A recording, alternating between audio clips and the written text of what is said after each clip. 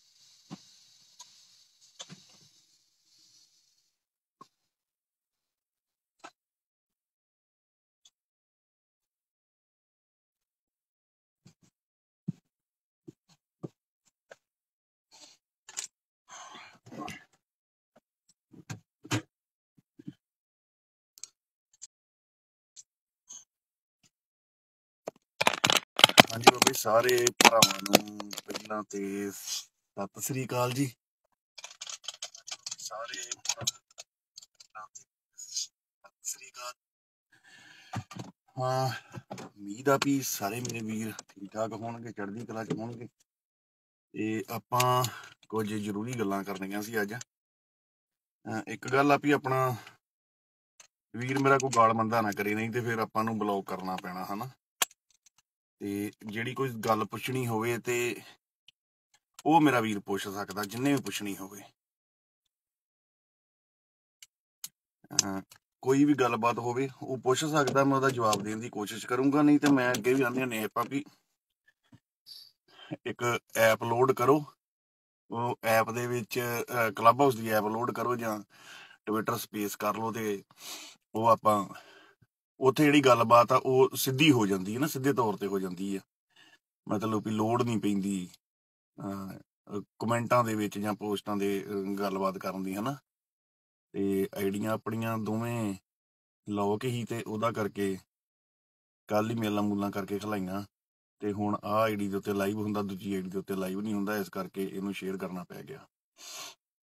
ਆਪਾਂ ਗੱਲ ਕਰਨੀ 3 ਵਿਸ਼ਿਆਂ ਦੇ ਉੱਤੇ।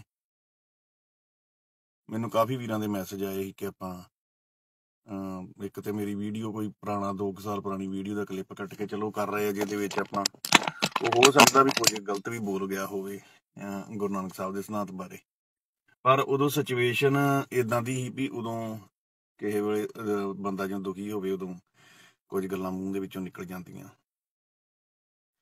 ਤੇ ਦੂਜੀ ਗੱਲ, ਇੱਕ ਆਪਾਂ ਰੰਗਰੇਟੇ ਬਾਰੇ ਕਰਾਂਗੇ, ਜਿਹੜੀ ਆਉਣ ਵਾਲੇ ਸਮੇਂ ਦੇ ਵਿੱਚ ਜਿਹਦੇ ਵਿੱਚ ਆਪਾਂ ਨੂੰ ਕੁਝ ਮੁਸ਼ਕਲਾਂ ਦਾ ਸਾਹਮਣਾ ਕਰਨਾ ਪੈ ਸਕਦਾ ਹਨਾ। ਸੋ ਜਗਰਾ ਸਿੰਘ ਗੱਲ ਲੰਮੀ ਹੋ ਜਾਣੀ ਨਾ ਬਾਬੇ, ਇਸ ਕਰਕੇ ਮਤਲਬ ਵੀ ਮੈਂ ਥੋੜੀ ਜਿਹਾ ਉਹ ਤੇ ਵੀਡੀਓ ਪੈਣੀ ਨਹੀਂ ਪੂਰੀ। ਹਾਂਜੀ, ਗੱਲਬਾਤ ਪਹਿਲਾਂ ਤੇ ਆਪਾਂ ਕਰਦੇ ਹਾਂ ਜਥੇਬੰਦੀ ਤੋਂ ਸ਼ੁਰੂ। ਜਿਹੜੀ ਵਾਰਸ ਪੰਜਾਬ ਦੇ ਜਥੇਬੰਦੀ ਦੀ ਗੱਲਬਾਤ ਹੈਗੀ ਹੈ ਜਿਹੜੀ, ਉਹਦੇ ਵਿੱਚ ਹੁਣ ਗੱਲਬਾਤ ਇੱਦਾਂ ਵੀ ਪਹਿਲਾਂ ਤੇ ਆਪਾਂ ਇਹ ਸੋਚਦੇ ਸੀ ਵੀ ਅੰਮ੍ਰਿਤਪਾਲ ਸ਼ਾਇਦ ਮਤਲਬ ਵੀ ਇਸ ਗੱਲ ਵੱਲ ਗੰਭੀਰ ਨਾ ਹੋਵੇ, ਪ੍ਰਧਾਨੀ ਵੱਲ ਜਾਂ ਪੰਜਾਬ ਦੇ ਮਸਲਿਆਂ ਵੱਲ, ਕਿਸੇ ਵੀ ਮਸਲੇ ਦੇ ਉੱਤੇ। ਪਰ ਹੁਣ ਜੇ ਆਪਾਂ ਵੇਖੀਏ ਤੇ ਉਹ ਬੰਦਾ ਪੰਜਾਬ ਪਹੁੰਚ ਗਿਆ। ਤੇ ਇਸ ਗੱਲ ਦਾ ਬੜਾ ਦੁੱਖ ਲੱਗਾ ਕਿ ਜਿਹੜੇ ਬੰਦੇ ਕਹਿੰਦੇ ਸੀ ਕਿ ਉਹ ਆਨਲਾਈਨ ਜਥੇਦਾਰ ਆ ਜਾਂ ਕਲੱਬ ਤੇ ਟਵਿੱਟਰ ਦੀ ਸਪੇਸ ਦੇ ਉੱਤੇ ਪ੍ਰਧਾਨ ਵਾਂ, ਕਿੱਦਾਂ ਵੀ ਆ, ਤੇ ਉਹਦੇ ਵਿੱਚ ਬੜੇ ਆਪਣੇ ਪੁਰਾਣੇ ਸੱਜਣ ਵੀ ਸੀ, ਸੁਹਿਰਦ ਸੱਜਣ ਵੀ ਸੀ। ਤੇ ਉਹ ਬਣਿਆ ਕੀ ਵੀ ਜਦੋਂ ਅੰਮ੍ਰਿਤਪਾਲ ਇੰਡੀਆ ਆਉਂਦਾ ਵਾ ਨਾ, ਤੇ ਉਦੋਂ ਉਹੀ ਬੰਦੇ ਜਿਹੜੇ ਆ ਇੰਨੀ ਗੱਲ ਕਹਿੰਦੇ ਵੀ ਉਹ ਇੰਡੀਆ ਨਹੀਂ ਆਉਂਦਾ, ਉਹਨਾਂ ਬੰਦਿਆਂ ਦੇ ਇਹ ਬਿਆਨ ਹੋ ਗਏ ਸੀ ਕਿ ਜੇ ਉਹ ਇੰਡੀਆ ਆਇਆ ਵਾ ਤੇ ਉਹਨੂੰ ਪੁਲਿਸ ਨੇ ਫੜਿਆ ਕਿਉਂ ਨਹੀਂ। ਯਾਨੀ ਕਿ ਕਿਤੇ ਨਾ ਕਿਤੇ ਮਤਲਬ ਵੀ ਉਹ ਇਹ ਸ਼ਾਇਦ ਸੋਚਦੇ ਸੀ ਵੀ ਜੇ ਅਮਰਤਪਾਲ ਇੰਡੀਆ ਆਊਗਾ ਤੇ ਉਹਨੂੰ ਫੜ ਲਿਆ ਜਾਊਗਾ ਜਾਂ ਕਿੱਦਾਂ ਵੀ ਆ। ਫਿਰ ਇਹ ਵੀ ਇੱਕ ਨੈਰੇਟਿਵ ਬਣਾਇਆ ਗਿਆ ਕਿ ਉਹਦੇ ਤੇ ਪਰਚੇ ਹੀ। ਹਾਲਾਂਕਿ ਅਮਰਤਪਾਲ ਨੂੰ ਕਰੀਬ 10 ਸਾਲ ਇੰਡੀਆ ਗਏ ਨੂੰ ਹੋ ਗਏ ਸੀ ਤੇ ਇੰਡੀਆ ਤੋਂ ਗਏ ਨੂੰ ਹੋ ਗਏ। ਨਾ ਲੜਾਈ ਨਾ ਝਗੜਾ ਨਾ ਕਿਸੇ ਹੋਰ ਬੰਨੇ ਉਹਦਾ ਕਿਤੇ ਵੀ ਨਾਂ ਹੈ ਨਹੀਂ, ਕਿਸੇ ਪੁਲਿਸ ਕੰਪਲੇਂਟ ਤੱਕ ਨਹੀਂ ਹੈਗੀ, ਪਰਚਾ ਤੇ ਬੜੀ ਦੂਰ ਦੀ ਗੱਲ ਆ। ਤੇ ਇਸ ਗੱਲ ਤੋਂ ਮਤਲਬ ਵੀ ਥੋੜੀ ਜੀ ਉਹਨਾਂ ਬੰਦਿਆਂ ਤੇ ਮਤਲਬ ਵੀ ਰੋਸ ਜ਼ਰੂਰ ਹੋਇਆ ਕਿ ਸ਼ਾਇਦ ਤੁਸੀਂ ਇਹ ਗੱਲ ਸੋਚਦੇ ਸੀ ਵੀ ਅਮਰਤਪਾਲ ਇੰਡੀਆ ਆਊਗਾ ਤੇ ਅਮਰਤਪਾਲ ਇੰਡੀਆ ਚੱਕਿਆ ਜਾਊਗਾ ਤੇ ਸਾਨੂੰ ਗੱਲ ਕਰਨ ਦਾ ਜਾਂ ਪੰਜਾਬ ਦੀ ਬਾਰੇ ਗੱਲਬਾਤ ਕਰਨ ਦਾ ਅਮਰਤਪਾਲ ਨੂੰ ਨਾ ਮੌਕਾ ਮਿਲੂਗਾ। ਚਲੋ ਉਹ ਇੰਡੀਆ ਆਇਆ, ਇੰਡੀਆ ਆਣ ਕੇ ਵੀ ਉਹਦੀਆਂ ਗੱਲਾਂ ਉਹੀ ਆ ਜੋ ਉੱਥੇ ਸੀ, ਪਰ ਫਿਰ ਵੀ ਉਹਨੂੰ ਮਤਲਬ ਵੀ ਟਾਰਗੇਟ ਕੀਤਾ ਜਾ ਰਿਹਾ। ਹੁਣ ਚਲੋ ਕੋਈ ਗੱਲ ਨਹੀਂ, ਟਾਰਗੇਟ ਕਰਨ ਵਾਲਿਆਂ ਟਾਰਗੇਟ ਕਰੀ ਜਾਣਾ ਵਾ, ਉਹਨੂੰ ਚਾਹੀਦਾ ਵੀ ਉਹ ਆਪਣਾ ਕੰਮ ਆਪਣੇ ਤਰੀਕੇ ਨਾਲ ਕਰੀ ਜਾਵੇ। ਇੱਥੇ ਹੁਣ ਗੱਲਬਾਤ ਇਹ ਆ ਜਾਂਦੀ ਆ ਵੀ ਜਥੇਬੰਦੀ ਦੇ ਪ੍ਰਧਾਨਾਂ ਦੀ। ਪਹਿਲੀ ਤੇ ਗੱਲਬਾਤ ਆ ਵੀ ਜਥੇਬੰਦੀਆਂ 2 ਨਹੀਂ, ਜਥੇਬੰਦੀਆਂ 3 ਹੋ ਗਈਆਂ। ਉਹ ਕਿਵੇਂ ਹੋ ਗਈਆਂ ਉਹ ਮੈਂ ਹੁਣ ਤੁਹਾਨੂੰ ਐਕਸਪਲੇਨ ਕਰ ਦਿੰਦਾ ਵੀ ਇੱਕ ਤੇ ਜਥੇਬੰਦੀ ਹੋ ਗਈ ਤਲਵਾੜੇ ਵਾਲੀ ਜਿਹਦਾ ਫੌਜੀ ਪ੍ਰਧਾਨ ਆ, ਇੱਕ ਜਥੇਬੰਦੀ ਹੋ ਗਈ ਅਮਰਤਪਾਲ ਦੀ ਜਿੱਥੇ ਅਮਰਤਪਾਲ ਨੂੰ ਪ੍ਰਧਾਨ ਬਣਾਇਆ ਵਾ ਬਾਕੀ ਬੰਦਿਆਂ ਨੇ, ਉਹਦੇ ਸੱਜਣਾ ਨੇ। ਇੱਕ ਬਣ ਗਈ ਦੀਪ ਸਿੰਘ ਮੈਮੋਰੀਅਲ ਟਰਸਟ। ਇਹ 3 ਹੋ ਗਈਆਂ। ਤੇ ਕੋਈ ਵੀ ਬੰਦਾ ਇਹ ਨਾ ਸੋਚੇ ਵੀ ਇਹ ਮਤਲਬ ਵੀ ਜੇ ਵੀ ਵਾਰਸ ਪੰਜਾਬ ਦੇ ਜਥੇਬੰਦੀ ਤਲਵਾੜਾ ਤੇ ਦੀਪ ਸਿੰਘ ਮੈਮੋਰੀਅਲ ਟਰਸਟ ਇੱਕ ਵਾਰ ਨਹੀਂ, ਉਹ ਵੀ ਇੱਕ ਨਹੀਂ ਹੈਗੇ। ਇਹ ਗੱਲ ਅੱਜ ਸਾਹਮਣੇ ਆ ਜੇ, ਕੱਲ ਸਾਹਮਣੇ ਆ ਜੇ, ਪਰਸੋਂ ਸਾਹਮਣੇ ਆ ਜੇ, ਇਹ ਮਤਲਬ ਤੁਹਾਨੂੰ ਲੱਗ ਹੀ ਜਾਣਾ ਪਤਾ ਵੀ ਉਹ ਇੱਕ ਨਹੀਂ ਹੈਗੇ। ਮਤਭੇਦ ਕੁਝ ਉਹਨਾਂ ਦੇ ਵਿੱਚ ਵੀ ਹੈਗੇ। ਦੂਜੀ ਗੱਲਬਾਤ ਹੁਣ ਆ ਜਾਂਦੇ ਆ ਜਥੇਬੰਦੀਆਂ ਨੂੰ ਲੈ ਕੇ। ਵੇਖੋ 13,000 ਪਿੰਡ ਵਾ ਪੰਜਾਬ ਦੇ ਵਿੱਚ।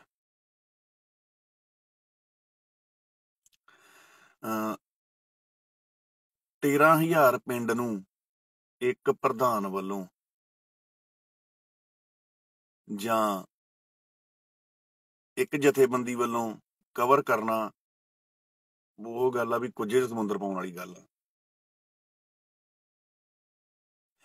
ਜੇ ਰੋਜ਼ 4 ਪਿੰਡਾਂ ਦਾ ਵੀ ਮਤਲਬ ਵੀ ਜੇ ਰੋਜ਼ 4 ਪਿੰਡ ਵੀ ਕੱਢਦੇ ਆ ਤੇ ਤੁਸੀਂ ਇਹ ਹਿਸਾਬ ਕਿਤਾਬ ਲਾ ਲਓ, 4 ਪਿੰਡ ਵੀ ਇੱਕ ਜਥੇਬੰਦੀ ਕੱਢਦੀ ਆ ਤੇ 120 ਪਿੰਡ ਜਿਹੜੇ ਆ ਉਹ ਮਹੀਨੇ 'ਚ ਨਿਕਲਦੇ ਆ।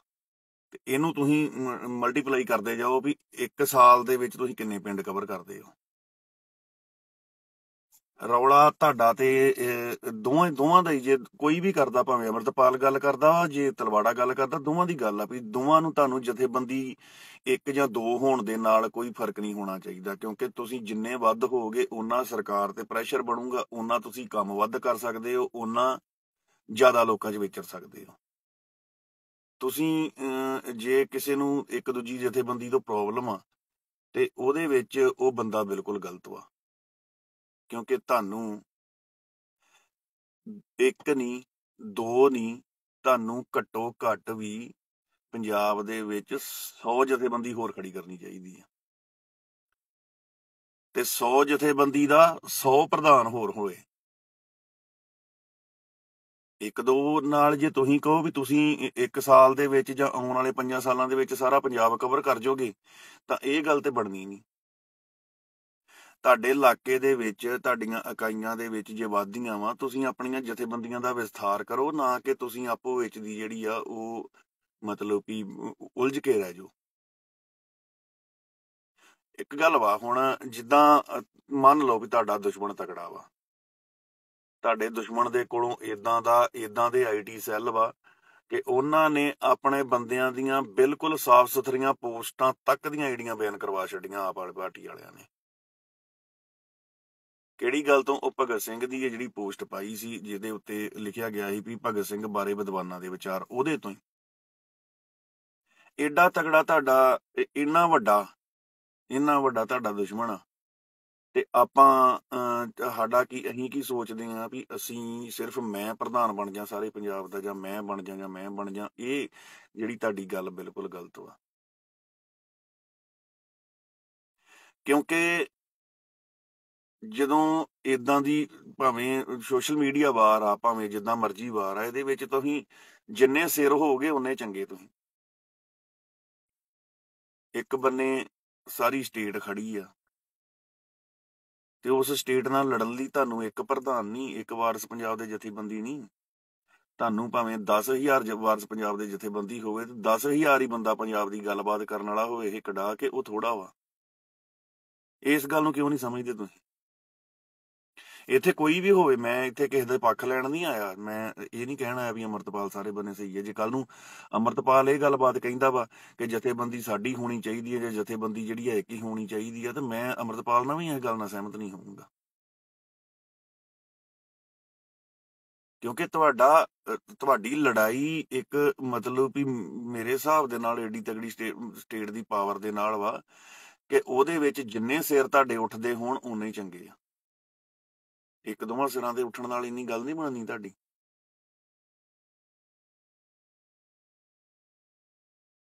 ਤੁਹਾਨੂੰ ਪ੍ਰਚਾਰ ਕਰਨ ਲਈ, ਤੁਹਾਨੂੰ ਉੱਥੇ ਬੰਦੇ ਜੋੜਨ ਲਈ ਤੁਹਾਨੂੰ ਇੰਨਾ ਕੁ ਸਮਾਂ ਲੱਗ ਜਾਣਾ ਵੀ ਤੁਹਾਨੂੰ ਆਉਣ ਵਾਲੇ 10 ਸਾਲਾਂ ਦੇ ਵਿੱਚ ਵੀ ਤੁਹਾਡੇ ਕੋਲ ਪੰਜਾਬ ਦੇ ਪਿੰਡ ਕਲੀਅਰ ਨਹੀਂ ਹੋਣੇ।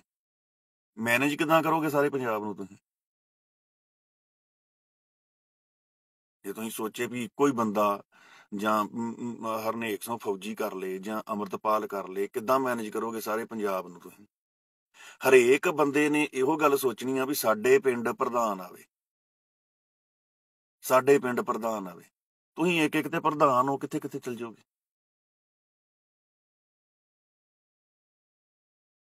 ਤੇ ਗੱਲਬਾਤ ਜੇ ਅੰਮ੍ਰਿਤ ਨੇ ਕਿਤੇ ਤੁਹਾਡੇ ਬਾਰੇ ਗੱਲਬਾਤ ਕੀਤੀ ਹੈ ਨਾ ਕੋਈ, ਤੇ ਫਿਰ ਬਣਦਾ ਵਾ ਵੀ ਤੁਸੀਂ ਅੰਮ੍ਰਿਤਪਾਲ ਨੂੰ ਟਾਰਗੇਟ ਕਰੋ। ਪਰ ਜੇ ਅੰਮ੍ਰਿਤਪਾਲ ਨੇ ਤੁਹਾਡੇ ਬਾਰੇ ਗੱਲਬਾਤ ਨਹੀਂ ਕੀਤੀ ਤੇ ਫਿਰ ਤੁਹਾਨੂੰ ਮਤਲਬ ਵੀ ਜਿਹੜਾ ਵਾ ਉਹ ਖੜਨਾ ਚਾਹੀਦਾ ਵਾ ਉਹਦੇ ਬਾਰੇ। ਤੁਸੀਂ ਆਪਣੀ ਲੜਾਈ ਦੇ ਵਿੱਚ ਜਿਹੜਾ ਵਾ ਉਹ ਪੰਜਾਬ ਨੂੰ ਪਿੱਛੇ ਨਾ ਪਾਓ, ਭਾਵੇਂ ਉਹ ਅੰਮ੍ਰਿਤਪਾਲ ਆ, ਭਾਵੇਂ ਉਹ ਤਲਵਾੜਾ ਵਾ, ਭਾਵੇਂ ਉਹ ਮਨਦੀਪ ਆ। ਜਿੱਦਾਂ ਹੁਣ ਤੁਸੀਂ ਲੱਗੇ ਹੋ ਕੰਮ ਕਰਨ, ਹਾਲਾਂਕਿ ਜਥੇਬੰਦੀ ਜਿਹੜੀ ਆ ਤਲਵਾੜੇ ਕੀ ਜਥੇਬੰਦੀ ਆ, ਤੁਹਾਨੂੰ ਸਗੋਂ ਇੰਨਾ ਬੈਨੀਫਿਟ ਹੈਗਾ ਵਾ ਕਿ ਤੁਹਾਡੇ ਕੋਲ ਵਰਲਡ ਲੈਵਲ ਦੀਆਂ 2 ਜਥੇਬੰਦੀਆਂ ਖੜੀਆਂ ਤੁਹਾਡੇ ਨਾਲ, ਦਲ ਖਾਲਸਾ ਤੇ ਖਾਲਸਾ ਏਡ। ਖਾਲਸਾ ਏਡ ਤੁਹਾਡੀ ਮਦਦ ਵੀ ਕਰ ਰਹੀ ਆ, ਫਾਈਨੈਂਸ਼ੀਅਲੀ ਵੀ ਕਰ ਰਹੀ ਆ, ਤੇ ਗਰਾਊਂਡ ਤੇ ਵੀ ਤੁਹਾਡੀ ਮਦਦ ਕਰ ਰਹੀ ਆ। ਹੋਰ ਤੁਹਾਨੂੰ ਕੀ ਚਾਹੀਦਾ? ਤੁਹਾਨੂੰ ਤੇ ਪਰਵਾਹ ਨਹੀਂ ਕਰਨੀ ਚਾਹੀਦੀ ਅੰਮ੍ਰਿਤਪਾਲ ਦੀ। ਤੁਸੀਂ ਅੰਮ੍ਰਿਤਪਾਲ ਨੂੰ ਅਜੇ ਫਿਲਹਾਲ ਕੋਈ ਏਡੀ ਵੱਡੀ ਜਥੇਬੰਦੀ ਜਿਹੜੀ ਆ ਉਹਨੂੰ ਸਪੋਰਟ ਵੀ ਨਹੀਂ ਕਰ ਰਹੀ, ਨਾ ਗਰਾਊਂਡ ਲੈਵਲ ਤੇ ਨਾ ਫਾਈਨੈਂਸ਼ੀਅਲੀ। ਤੇ ਤੁਹਾਡੇ ਕੋਲ 2 ਏਡੀਆਂ ਵੱਡੀਆਂ ਜਥੇਬੰਦੀਆਂ ਹੋਣ ਦੇ ਬਾਵਜੂਦ ਵੀ ਤੁਸੀਂ ਇਨਸਿਕਿਉਰਿਟੀ ਮਹਿਸੂਸ ਕਰਦੇ ਹੋ, ਤੇ ਉਹ ਫਿਰ ਉਹ ਤੁਹਾਡੀ ਜਿਹੜੀ ਆ ਉਹ ਤੁਹਾਡੀ ਸੌੜੀ ਸੋਚ ਆ ਪੰਜਾਬ ਪ੍ਰਤੀ। ਫਿਰ ਤੁਸੀਂ ਸੁਹਿਰਦ ਨਹੀਂ ਹੈਗੇ ਪੰਜਾਬ ਪ੍ਰਤੀ। ਫਿਰ ਤੁਸੀਂ ਆਪਣੀ ਸਿਰਫ ਨਿੱਜ ਨੂੰ ਲੈ ਕੇ ਤੁਰੇ ਹੋ। ਤੁਹਾਨੂੰ ਚਾਹੀਦਾ ਕੀ ਆ? ਤੁਹਾਡੇ ਕੋਲ ਹੁਣ ਪਲੇਟਫਾਰਮ ਆ, ਤੁਹਾਡੇ ਨਾਲ ਲੋਕ ਜੁੜੇ ਆ, ਤੁਹਾਡੇ ਨਾਲ ਜਥੇਬੰਦੀਆਂ 2 ਇਦਾਂ ਦੀਆਂ ਵਾ ਵੀ ਜਿਹੜੀਆਂ ਤੁਹਾਡੇ ਤੇ ਕਰੋੜਾਂ ਰੁਪਈਆ ਖਰਚ ਸਕਦੀਆਂ ਵਾ। ਤੁਸੀਂ ਉਹਨਾਂ ਨੂੰ ਲੈ ਕੇ, ਤੁਹਾਨੂੰ ਤੇਲ ਦੀ ਕੋਈ ਪ੍ਰੋਬਲਮ ਨਹੀਂ, ਤੁਹਾਨੂੰ ਗੱਡੀਆਂ ਦੀ ਕੋਈ ਪ੍ਰੋਬਲਮ ਨਹੀਂ, ਤੁਹਾਨੂੰ ਸਾਧਨਾਂ ਦੀ ਕੋਈ ਪ੍ਰੋਬਲਮ ਨਹੀਂ, ਤੁਹਾਡੀ ਉਹ ਮਦਦ ਕਰਨ। ਤੁਸੀਂ ਵੱਧ ਪੰਜਾਬ ਦੇ ਪਿੰਡ ਕੱਢੋ, ਸਗੋਂ ਅੰਮ੍ਰਿਤਪਾਲ ਦੇ ਨਾਲੋਂ ਵੱਧ ਪ੍ਰਚਾਰ ਕਰੋ। ਜਦੋਂ ਵੱਧ ਪ੍ਰਚਾਰ ਕਰੋਗੇ, ਜਦੋਂ ਤੁਸੀਂ ਵੱਧ ਲੋਕਾਂ ਦੇ ਵਿੱਚ ਵਿਚਰੋਗੇ, ਲੋਕਾਂ ਨੂੰ ਵੱਧ ਆਪਣੀ ਸੋਚ ਦਾ, ਪੰਜਾਬ ਪ੍ਰਤੀ ਸੁਹਿਰਦਤਾ ਦਾ ਪ੍ਰਗਟਾਵਾ ਕਰੋਗੇ ਉਹਨਾਂ ਦੇ ਵਿੱਚ ਬਹਿ ਕੇ, ਤੇ ਇਹ ਤੇ ਗੱਲ ਲਾਜ਼ਮੀ ਆ ਕਿ ਲੋਕ ਤੁਹਾਡੇ ਨਾਲ ਵੱਧ ਜੁੜਨਗੇ।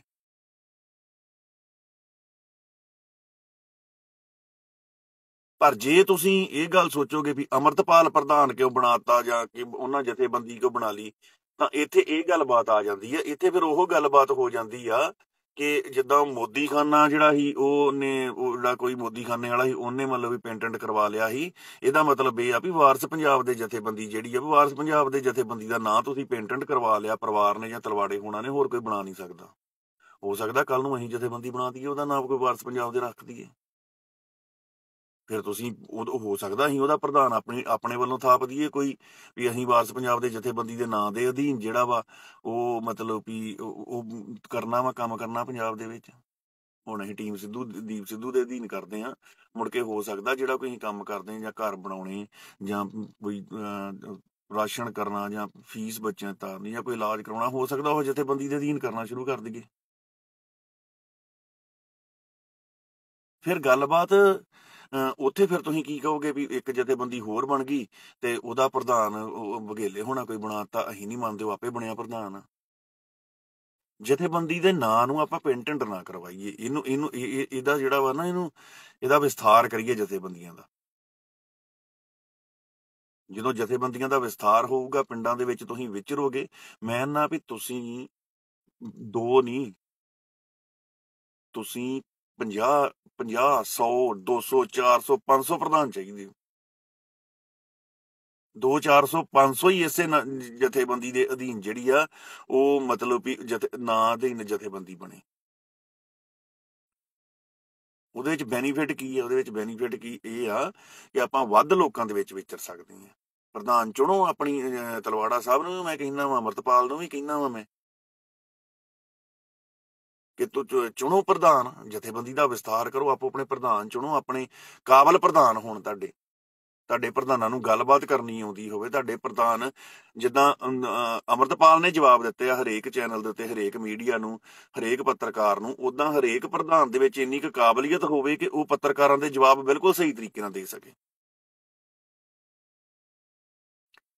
ਉੱਥੇ ਸਟੇਟ ਨੂੰ ਪਤਾ ਲੱਗੇ ਵੀ ਸਾਡੇ ਖਿਲਾਫ ਜਿਹੜਾ ਇੱਕ ਮਤਲਬ ਵੀ ਇਹ ਜਥੇਬੰਦੀ ਜਿਹੜੀ ਹੁਣ ਸਰਕਾਰੀ ਸਿਸਟਮ ਦੇ ਖਿਲਾਫ ਖੜੀ ਆ, ਉਹਦੇ ਵਿੱਚ ਏਡੇ ਸੂਝਵਾਨ ਬੰਦੇ ਹੈਗੇ ਆ। ਉਹਨਾਂ ਤੱਕ ਤੁਹਾਡੀ ਕਾਬਲੀਅਤ ਪਹੁੰਚੇ, ਉਹਨਾਂ ਤੱਕ ਤੁਹਾਡੀ ਸੋਚ ਪਹੁੰਚੇ, ਉਹਨਾਂ ਤੱਕ ਦੀਪ ਦੀ ਸੋਚ ਪਹੁੰਚੇ, ਵੀ ਦੀਪ ਦੀ ਸੋਚ ਕਿੱਥੋਂ ਤੱਕ ਗੱਲ ਕਵਰ ਕਰਨ ਰਹੀ ਆ। ਉਹਨਾਂ ਤੱਕ ਇਹ ਗੱਲ ਨਾ ਪਹੁੰਚੇ ਕਿ 2 ਬੰਦੇ, 2 ਜਥੇਬੰਦੀਆਂ, ਤੇ 2 ਜਥੇਬੰਦੀਆਂ ਆਪੋ ਵਿੱਚ ਦੀ ਪਾਟੋ ਤਾੜ, ਤੇ ਫਿਰ ਸਿਸਟਮ ਨੂੰ ਤਾਂ ਤੁਹਾਡੇ ਖਿਲਾਫ ਕਰਨ ਦੀ ਕੁਝ ਲੋੜ ਹੀ ਨਹੀਂ। ਨਾ ਸਿਸਟਮ ਨੂੰ ਤੁਹਾਡੇ ਤੋਂ ਖਤਰਾ ਵਾ ਕੋਈ, ਨਾ ਸਿਸਟਮ ਨੂੰ ਤੁਹਾਡੇ ਤੋਂ ਕੋਈ ਪ੍ਰੋਬਲਮ ਹੋਣੀ ਹੈ, ਨਾ ਸਿਸਟਮ ਤੇ ਤੁਹਾਡਾ ਕੋਈ ਦਬਾਅ ਬਣਨਾ। ਸੋ ਇਸ ਗੱਲ ਨੂੰ ਇੱਕ ਮਤਲਬ ਵੀ ਵਿਵਾਦ ਬਣਾ ਕੇ ਨਾ, ਮਤਲਬ ਵੀ ਲੈ ਕੇ ਚੱਲੀਏ ਕਿ 2 ਪ੍ਰਧਾਨ ਹੋ ਗਏ, 2 ਜਥੇਬੰਦੀਆਂ ਹੋ ਗਈਆਂ, 3 ਹੋ ਗਈਆਂ, ਇਹ ਕੋਈ ਏਡਾ ਹੀ ਵੱਡੀ ਗੱਲਬਾਤ ਨਹੀਂ ਹੈਗੀ। ਲੋਕਾਂ ਨੇ ਤੁਹਾਡੀਆਂ ਜਥੇਬੰਦੀਆਂ ਜਾਂ ਤੁਹਾਡੇ ਨਾਂ ਨਹੀਂ ਵੇਖਣੇ, ਲੋਕਾਂ ਨੇ ਤੁਹਾਡੇ ਕੰਮ ਵੇਖਣੇ ਆ।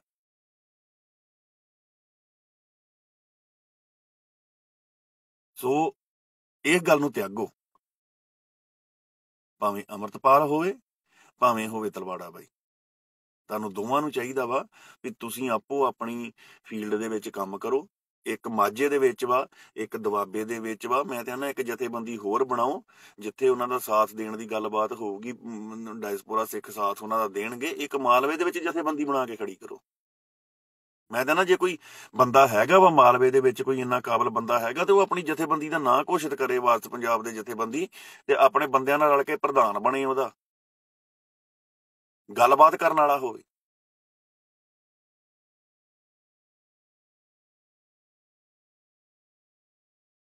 ਇਹ ਨਾ ਹੋਵੇ ਕਿ ਮਤਲਬ ਵੀ ਉਹ ਜੇ ਤੀਜਾ ਕੋਈ ਆਉਂਦਾ ਤੇ ਤੁਸੀਂ ਉਹਦੀਆਂ ਲੱਤਾਂ ਖਿੱਚਣ ਲੱਗ ਪਓ। ਆਪੋ ਆਪਣੇ ਇਲਾਕੇ ਕਵਰ ਕਰੋ। ਜੇ ਅਮਰਤਪਾਲ ਮਾਝੇ ਦੇ ਵਿੱਚ ਆਇਆ ਵਾ, ਤਲਵਾੜਾ ਦੁਆਬੇ ਦੇ ਵਿੱਚ ਵਾ, ਇੱਕ ਮਾਲਵੇ ਦੇ ਵਿੱਚ ਪ੍ਰਧਾਨ ਬਣਾਓ ਤੁਸੀਂ। ਮੈਂ ਤੇ ਨਾ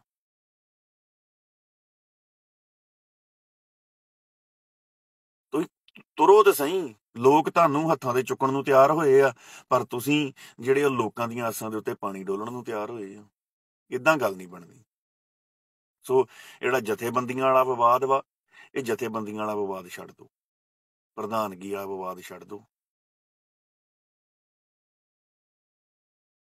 ਦੀਪ ਚਲੇ ਗਿਆ ਤੇ ਹੁਣ ਅਸੀਂ ਲੱਗੇ ਕੀ ਕਰਨ ਵਾ? ਅਸੀਂ ਲੱਗੇ ਕਰਨ, ਦੀਪ ਨੇ ਸਾਡੇ ਘਰ ਪਾਣੀ ਪੀਤਾ ਸੀ, ਦੀਪ ਨੇ ਸਾਡੇ ਘਰ ਕੱਪੜੇ ਧਵਾਏ ਸੀ, ਦੀਪ ਨੇ ਸਾਡੇ ਘਰੋਂ ਰੋਟੀ ਖਾਧੀ ਸੀ, ਇੱਥੇ ਮੈਂ ਦੀਪ ਦੇ ਉੱਤੇ ਚਾਦਰ ਦਿੱਤੀ ਸੀ, ਇੱਥੇ ਮੈਂ ਦੀਪ ਦੇ ਉੱਤੇ ਦੀਪ ਨੂੰ ਚੱਪਲ ਫੜਾਈ ਸੀ, ਇੱਥੇ ਮੈਂ ਦੀਪ ਨੂੰ ਪਾਣੀ ਦਾ ਗਲਾਸ ਫੜਾਇਆ।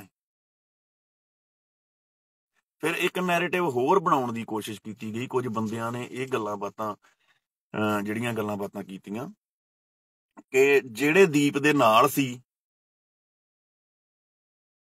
ਇੰਨੀ ਗੱਲ ਕਹੀ ਗਈ ਵੀ ਜਿਹੜੇ ਦੀਪ ਦੇ ਨਾਲ ਸੀ ਉਹਨਾਂ ਨੂੰ ਉਹ ਭੰਡ ਰਹੇ ਆ ਜਿਨ੍ਹਾਂ ਬੰਦਿਆਂ ਨੇ ਜਿਹੜੇ ਬੰਦੇ ਦੀਪ ਨੂੰ ਇੱਕ ਵਾਰੀ ਮਿਲੇ ਵੀ ਨਹੀਂ।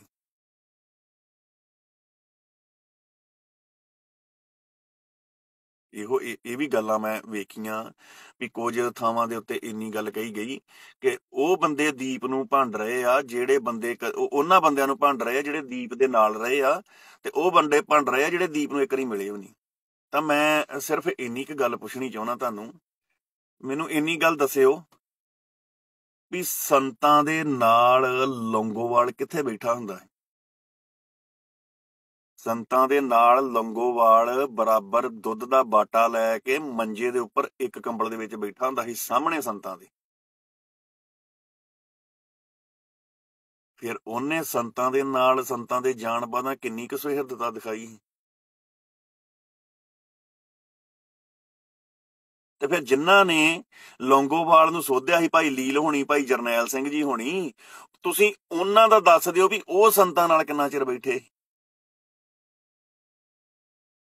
ਸੋ ਇਦਾਂ ਦੀਆਂ ਗੱਲਾਂ ਵੀਰੇ ਨਾ ਕਰਿਆ ਕਰੋ, ਇਹ ਗੱਲਾਂ ਬੇਬੁਨਿਆਦ ਗੱਲਾਂ ਵਾ। ਕੌਣ ਦੀਪ ਦੇ ਨਾਲ ਬੈਠਾ ਵਾ, ਕੌਣ ਦੀਪ ਦੇ ਨਾਲ ਰਿਹਾ ਵਾ? ਦੀਪ ਤੋਂ ਜਾਣ ਤੋਂ ਬਾਅਦਾਂ ਸੋਚ ਦੀਪ ਦੀ ਕਿੰਨੇ ਫਾਲੋ ਕੀਤੀ ਹੈ, ਜਾਂ ਦੀਪ ਦੀਆਂ ਗੱਲਾਂ ਤੇ ਕੌਣ ਖੜਾ ਵਾ, ਉਹ ਗੱਲ ਵੇਖੋ।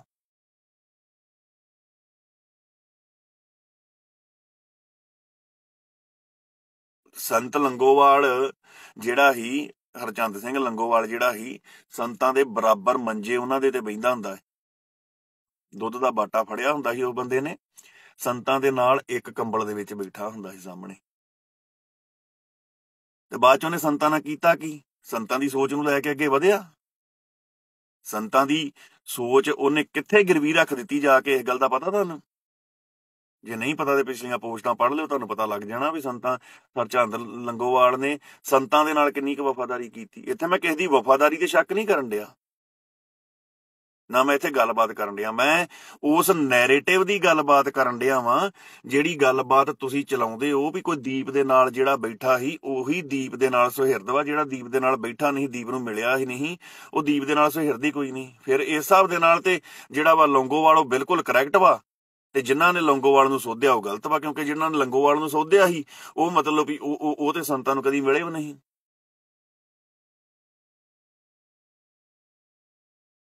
ਸੋ ਇਹ ਗੱਲਾਂ ਨਹੀਂ ਹੁੰਦੀਆਂ ਵੀ ਆਪਾਂ ਜਿਹੜਾ ਵਾ ਉਹ ਇਹ ਵੇਖਣਾ ਵੀ ਦੀਪ ਦੇ ਨਾਲ ਕੌਣ ਸੀ, ਜਾਂ ਦੀਪ ਦੇ ਨਾਲ ਰੋਟੀ ਕਿੰਨੇ ਖਾਧੀ, ਜਾਂ ਦੀਪ ਦੇ ਨਾਲ ਪਾਣੀ ਕਿੰਨੇ ਪੀਤਾ, ਜਾਂ ਦੀਪ ਘਰ ਸੁੱਤਾ, ਜਾਂ ਦੀਪ ਕਿਹਦੇ ਹੋਟਲ 'ਚ ਸੁੱਤਾ।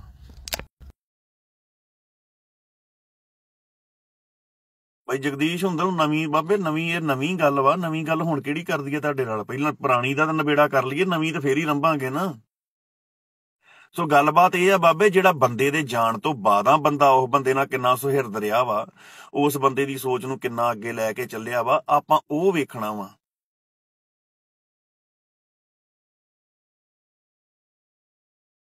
ਅਸੀਂ ਉਹ ਵੇਖ ਕੇ ਚੱਲਣਾ ਵਾ। ਅਸੀਂ ਉਹਨਾਂ ਗੱਲਾਂ ਦੇ ਵਿੱਚ ਨਾ ਉਲਝ ਕੇ ਰਹਿ ਜਾਈਏ ਕਿ ਦੀਪ ਨੂੰ ਅਸੀਂ ਮਤਲਬ ਵੀ ਇੱਥੇ ਮਤਲਬ ਕੀਤਾ ਸੀ, ਕੱਲ ਨੂੰ ਹੁਣ ਮੈਂ ਉੱਠ ਕੇ ਕਹਿੰਦਾ ਵੀ ਮੈਂ ਵੀ ਪ੍ਰਧਾਨ ਆ ਜੀ, ਮੇਰੇ ਘਰੋਂ ਦੀਪ ਨੇ ਨਲਕਾ ਗੇੜਿਆ ਸੀ ਆਣ ਕੇ, ਮੇਰੇ ਘਰ ਦੀਪ ਨੇ ਚਾਹ ਪੀਤੀ ਆਣ ਕੇ, ਜਾਂ ਮੈਂ ਕਹਾਂ ਵੀ ਮੇਰੇ ਘਰ ਹੋ ਕੇ ਗਿਆ ਦੀਪ, ਤੇ ਮੈਂ ਹੀ ਉਹਦਾ ਮਤਲਬ ਵੀ ਸੱਚਾ ਜਿਹੜਾ ਵਾ ਉਹ ਹਮਦਰਦ ਵਾ।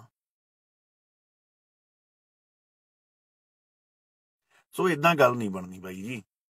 ਆਪਾਂ ਨੂੰ ਇਹ ਸੋਚਣਾ ਪੈਣਾ ਵਾ, ਆਪਾਂ ਨੂੰ ਇਹ ਵੇਖਣਾ ਪੈਣਾ ਵੀ ਉਹਦੀ ਸੋਚ ਨੂੰ ਆਪਾਂ ਹੋਰ ਲੋਕਾਂ ਤੱਕ ਕਿੱਦਾਂ ਲੈ ਕੇ ਜਾਣਾ। ਨਾਲ ਰਹੇ ਬੰਦੇ ਕਈ ਵਾਰੀ ਜਿਹੜੇ ਹੁੰਦੇ ਆ ਉਹ ਉਸ ਬੰਦੇ ਨਾਲ ਸੁਹਿਰਦਤਾ ਨਹੀਂ ਵਰਤਦੇ। ਹੁਣ ਮੈਂ ਇੱਥੇ ਬੇਝਿਜਕ ਇੰਨੀ ਗੱਲਬਾਤ ਕਹਿਣੀ ਚਾਹੁੰਦਾ ਵਾਂ ਕਿ ਮੱਕੜ ਵੀ ਨਾਲ ਮਨਦੀਪ ਦੀਪ ਬਾਈ ਦੇ ਨਾਲ ਰਿਹਾ। ਦੀਪ ਮੱਕੜ ਦੇ ਚੈਨਲ ਦੇ ਵਿੱਚ ਦੀਪ ਬਾਈ ਦਾ ਹਿੱਸਾ ਵੀ ਹੈਗਾ ਸੀ ਜਦੋਂ ਸ਼ੁਰੂ ਕੀਤਾ ਸੀ। ਉਹਨਾਂ ਨੇ ਜਿਉਂਦੇ ਜੀ ਦੀਪ ਦੇ ਬਾਈ ਦੇ ਹੁੰਦਿਆਂ ਵੀ ਚੈਨਲ ਦੇ ਉੱਤੋਂ ਉਹ ਕੁਝ ਪਰੋਸਿਆ ਲੋਕਾਂ ਨੂੰ ਜਿਹੜਾ ਦੀਪ ਬਾਈ ਦੇ ਹੱਕ 'ਚ ਨਹੀਂ ਹੈਗਾ। ਤੇ ਅੱਜ ਜੋ ਉਹ ਚੈਨਲ ਦੇ ਉੱਤੇ ਹੋ ਰਿਹਾ ਤੁਹਾਨੂੰ ਸਾਰਾ ਪਤਾ ਹੀ ਹੈ। ਫਿਰ ਕੀ ਕਰੀਏ ਹੁਣ ਵੀ ਉਸ ਚੈਨਲ ਨੂੰ ਆਪਾਂ ਬਰੀ ਕਰ ਦਈਏ?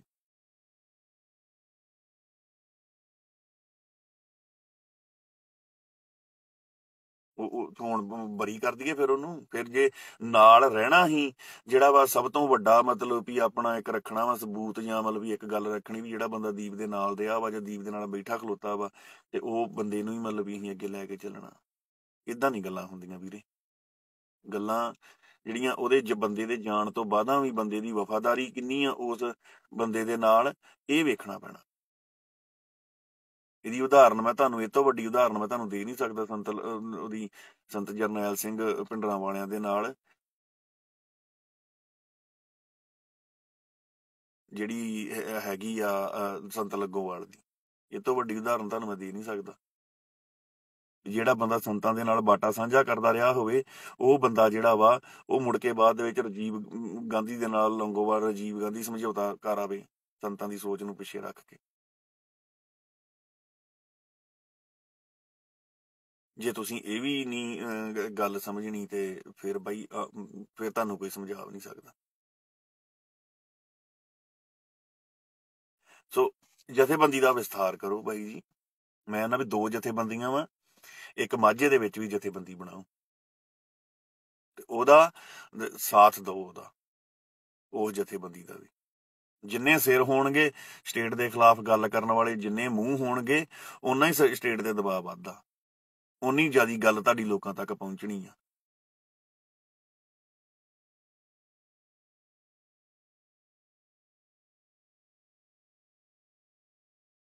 ਜੇ ਤੁਸੀਂ ਰਲ ਕੇ ਪੰਜਾਬ ਦੀ ਸੁਹਿਰਦਤਾ ਦੀ ਗੱਲ ਕਰਨੀ, ਫਿਰ ਤੁਹਾਨੂੰ ਇਹ ਸੋਚਣਾ ਪੈਣਾ। ਜੇ ਤੁਸੀਂ ਨਹੀਂ ਸੋਚਣਾ, ਜੇ ਤੁਸੀਂ ਇਦਾਂ ਹੀ ਲੜਾਈ ਪਾ ਕੇ ਰੱਖਣੀ ਆ, ਜਾਂ ਇਦਾਂ ਹੀ ਇੱਕ ਦੂਜੇ ਦੇ ਉੱਤੇ ਦੂਸ਼ਣਬਾਜ਼ੀ ਕਰਨੀ ਆ, ਤੇ ਭਾਵੇਂ ਉਹ ਅੰਮ੍ਰਿਤਪਾਲ ਹੋਵੇ, ਭਾਵੇਂ ਉਹ ਤਲਵਾੜਾ ਹੋਵੇ, ਫਿਰ ਤੁਸੀਂ ਦੀਪ ਦੇ ਨਾਲ ਵਫਾਦਾਰੀ ਕਦੀ ਨਹੀਂ ਹੈਗੀ। ਫਿਰ ਤੁਸੀਂ ਉਹਦੀ ਸੱਜਣਤਾਈ ਨਾਲ ਜਾਂ ਉਹਦੇ ਭਰਾ ਬਣ ਕੇ ਰਹਿਣ ਦੇ ਨਾਲ ਤੁਸੀਂ ਨਹੀਂ ਮਤਲਬ ਵੀ ਨਹੀਂ ਸਹੀ। ਤੁਸੀਂ ਆਪਣਾ ਜਿਹੜਾ ਤੁਸੀਂ ਆਪਣਾ ਵਕਾਰ ਡੇਗ ਚੁੱਕੇ ਹੋ ਇਸ ਬਾਰੇ।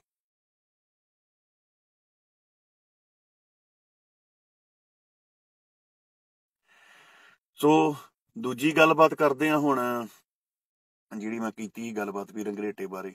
ਇੱਥੇ ਮੈਂ ਚਲੋ ਗੱਲਬਾਤ ਠੰਡੀ ਪੈ ਗਈ ਜਾਂ ਕੁਝ ਵੀ ਲਾ ਲਓ, ਕੁਝ ਹੁਣ ਬਦਲ ਗਿਆ ਸਮਾਂ ਨਾ। ਉਹ ਜਿਹੜਾ ਕੁਝ ਚੱਲਿਆ ਸੀ ਉਹਨੇ ਰੰਗਰੇਟੇ ਨੇ ਚਾਹਿਆ ਸੀ, ਜੋ ਕੁਝ ਚੱਲਿਆ ਸੀ ਉਹ ਥੋੜਾ ਜਿਹਾ ਠੰਡਾ ਹੋ ਗਿਆ, ਕਲੋਜ਼ ਹੋ ਗਿਆ।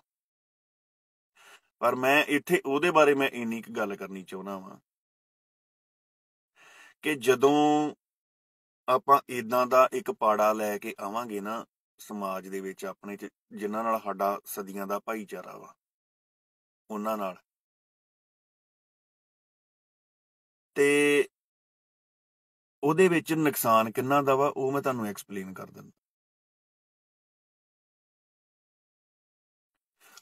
ਚੱਲ ਸੁਖਵਿੰਦਰ ਸਿੰਘ, ਤੂੰ ਤੇ ਚੱਲ ਯਾਰ, ਤੇਰਾ ਕੰਮ ਨਹੀਂ ਕੋਈ ਜਿੱਥੇ ਭਾਊ। ਗਾਲ ਕੱਢਣ ਵਾਲੇ ਨੂੰ ਮੈਂ ਪਹਿਲਾਂ ਆਖਿਆ ਵੀ ਗਾਲ ਕੱਢਣ ਵਾਲੇ ਨੂੰ ਮੈਂ ਉਸੇ ਵੇਲੇ ਲਾਂਭੇ ਕਰ ਦੇਣਾ। ਅਸੀਂ ਗਾਂਡੂ ਆ ਤੇ ਤੂੰ ਕਿਹੜੀ ਗੱਲੋਂ ਸੁਣ ਡਿਆ ਵਾ ਇੱਥੇ? ਤੂੰ ਫਿਰ ਜਿੱਥੇ ਚੰਗੇ ਬੰਦੇ ਬੋਲਦੇ ਉੱਥੇ ਗੱਲ ਕਰ ਲਾ। ਸੋ ਦੂਜੀ ਗੱਲਬਾਤ ਬਾਬਿਓ ਇਦਾਂ ਵਾ, ਵੇਖੋ ਵੀ ਸਾਡਾ ਜਿਹੜਾ ਜਿਹੜੀ ਸਾਡੀ ਸਮਾਜਿਕ ਭਾਈਚਾਰਾ ਹੈਗਾ ਵਾ, ਜਿਹੜਾ ਸਾਡਾ ਆਪਣਾ ਮਜਬੀ ਸਿੰਘ ਵੀਰਾਂ ਨਾਲ ਜਾਂ ਬਾਕੀ ਹੋਰ ਬਰਾਦਰੀਆਂ ਨਾਲ, ਜੱਟ ਬਰਾਦਰੀ ਦਾ, ਉਹਦੇ ਵਿੱਚ ਇਹ ਆ ਵੀ ਜੇ ਕੱਲ ਨੂੰ ਇਹ ਗੱਲਬਾਤ ਵੱਧਦੀ ਆ ਨਾ, ਆਪਣੇ ਪਾੜੇ ਦੀ ਗੱਲਬਾਤ ਵੱਧਦੀ ਜਿੱਦਾਂ ਰੰਗਰੇਟਾ ਚਾਹੁੰਦਾ ਵਾ, ਤੇ ਉਹਦੇ ਵਿੱਚ ਸਪੇਸ ਕਿਹਨੂੰ ਮਿਲਦੀ ਆ, ਇਹਦੇ ਬਾਰੇ ਗੌਰ ਕਰੋ ਥੋੜਾ ਜਿਹਾ। ਮੰਨ ਲਵੋ ਵੀ ਹੁਣ ਆਪਣਾ ਜਿੱਦਾਂ ਹੁਣ ਤੇ ਚਲੋ ਇਹ ਕੰਮ ਠੰਡਾ ਪੈ ਗਿਆ, ਜੇ ਆਉਣ ਵਾਲੇ ਸਮੇਂ ਦੇ ਵਿੱਚ ਫਿਰ ਜਿਹੜੇ ਰੰਗਰੇਟੇ ਵਰਗੇ ਜਿਹੜੀ ਇਹ ਗੱਲਬਾਤ ਚੁੱਕਦੇ ਆ, ਜਾਂ ਮਜਬੀ ਸਿੱਖਾਂ ਦੇ ਵਿੱਚ ਜਾਂ ਮਜ਼ਦੂਰ ਵਰਗ ਦੇ ਵਿੱਚ ਜਾਂ ਜੱਟਾਂ ਦੇ ਵਿੱਚ ਜਿਹੜਾ ਇੱਕ ਮਤਲਬ ਦਰਾਰ ਵਧਾ ਦਿੰਦੇ ਆ, ਇਹਨਾਂ ਦੇ ਦਿਲਾਂ ਦੇ ਵਿੱਚ ਇੱਕ ਨਫ਼ਰਤ ਪੈਦਾ ਕਰ ਦਿੰਦੇ ਆ, ਤਾਂ ਉਹਦਾ ਨੁਕਸਾਨ ਕਿਹਨੂੰ ਹੋਣਾ ਤੇ ਫਾਇਦਾ ਕਿਹਨੂੰ ਹੋਣਾ, ਇਹਦੇ ਬਾਰੇ ਤੁਹਾਨੂੰ ਗੌਰ ਕਰਨ ਦੀ ਲੋੜ ਵਾ। ਕਿਉਂਕਿ ਵੇਖੋ, ਅੱਜ ਅਸੀਂ ਪਿੰਡ ਦੇ ਵਿੱਚੋਂ, ਘਰ ਦੇ ਵਿੱਚੋਂ ਉੱਠਦੇ ਹਾਂ, ਘਰ ਦੇ ਵਿੱਚੋਂ ਉੱਠ ਕੇ ਤੇ ਆਪਾਂ ਜਾ ਕੇ ਕਿਸੇ ਮਜ਼ਦੂਰ ਵੀਰ ਦੇ ਘਰ ਜਾਂਦੇ ਆ, ਉਹਨੂੰ ਰਾਤ ਸੁਣਾ ਦਿੰਦੇ ਆ ਕਿ ਬਾਈ ਜੀ ਆਪਾਂ ਚੱਲੀਏ, ਸਵੇਰੇ ਕੰਮ ਤੇ ਜਾਣਾ ਵਾ, ਤੂੰ ਹੀ ਆਓ, ਆਪਾਂ ਕੰਮ ਕਰਨਾ, ਫਲਾਨਾ ਘਰ ਕੰਮ ਕਰਨਾ। ਤੇ ਸਦੀਆਂ ਤੋਂ ਇਦਾਂ ਹੀ ਚੱਲਿਆ ਆ ਰਿਹਾ ਹਨਾ। ਜੇ ਆਪਾਂ ਹੁਣ ਇਸ ਗੱਲ ਨੂੰ ਲੈ ਕੇ ਆਪਾਂ ਇੱਕ ਨਫ਼ਰਤ ਭਰੀ ਦਿਲ ਦੇ ਵਿੱਚ ਰੱਖਾਂਗੇ ਤੇ ਉਹਦੇ ਵਿੱਚ ਜਿਹੜੀ ਆ ਨਾ, ਜਦੋਂ ਆਪਾਂ ਇੱਕ ਦੂਜੇ ਦਾ ਮਤਲਬ ਵੀ, ਮੈਂ ਵੀ ਇਹ ਕੁਝ ਗੱਲਾਂ ਬਾਤਾਂ ਕਹੀਆਂ ਸੀ ਵੀ ਜਿਨ੍ਹਾਂ ਨੂੰ 2-4 ਬੰਦਿਆਂ ਨੂੰ ਪ੍ਰੋਬਲਮ ਹੈਗੀ ਹੈ ਜੱਟਾਂ ਦੇ ਨਾਲ, ਉਹ ਬੰਦੇ ਜੱਟਾਂ ਦੇ ਕੰਮ ਤੇ ਮਤਲਬ ਵੀ ਜਾਣਾ ਛੱਡ ਦੇਣ ਜਾਂ ਬਾਈਕਾਟ ਕਰ ਦੇਣ ਉਹਨਾਂ ਦਾ। ਪਰ ਇਦਾਂ ਮਤਲਬ ਵੀ ਇੱਕ ਦੂਜੇ ਦੀਆਂ ਧੀਆਂ ਭੈਣਾਂ ਨੂੰ ਜਿਹੜੀ ਗਲਤ ਗੱਲਾਂ ਬੋਲਣੀਆਂ ਜਾਂ ਮਜਬੂਰ ਕਰਨਾ ਕਿਸੇ ਨੂੰ ਬੋਲਣ ਵਾਸਤੇ ਇੱਕ ਦੂਜੇ ਬਾਰੇ, ਜਿਹੜਾ ਵਾ ਉਹ ਕੰਮ ਨਹੀਂ ਹੋਣਾ ਚਾਹੀਦਾ। ਹੁਣ ਇਹਦੇ ਵਿੱਚ ਸਪੇਸ ਜਿਹੜੀ ਆ, ਜੇ ਮਜ਼ਦੂਰ ਦੇ ਵਿੱਚ ਜਾਂ ਮਜ਼੍ਹਬੀ ਸਿੱਖਾਂ ਦੇ ਵਿੱਚ ਜਾਂ ਜੱਟਾਂ ਦੇ ਵਿੱਚ ਜੇ ਗੈਪ ਵੱਧਦਾ ਵਾ, ਦਰਾਰ ਵੱਧਦੀ ਆ, ਉਹਨਾਂ ਦੇ ਵਿੱਚ ਨਫ਼ਰਤ ਵੱਧਦੀ ਆ, ਤਾਂ ਉਹਦੇ ਵਿੱਚ ਆਟੋਮੈਟਿਕਲੀ ਸਪੇਸ ਜਿਹੜੀ ਉਹ ਪ੍ਰਵਾਸੀ ਮਜ਼ਦੂਰ ਨੂੰ ਮਿਲ ਜਾਂਦੀ ਆ। ਉਹ ਕਿਵੇਂ ਮਿਲ ਜਾਂਦੀ ਆ?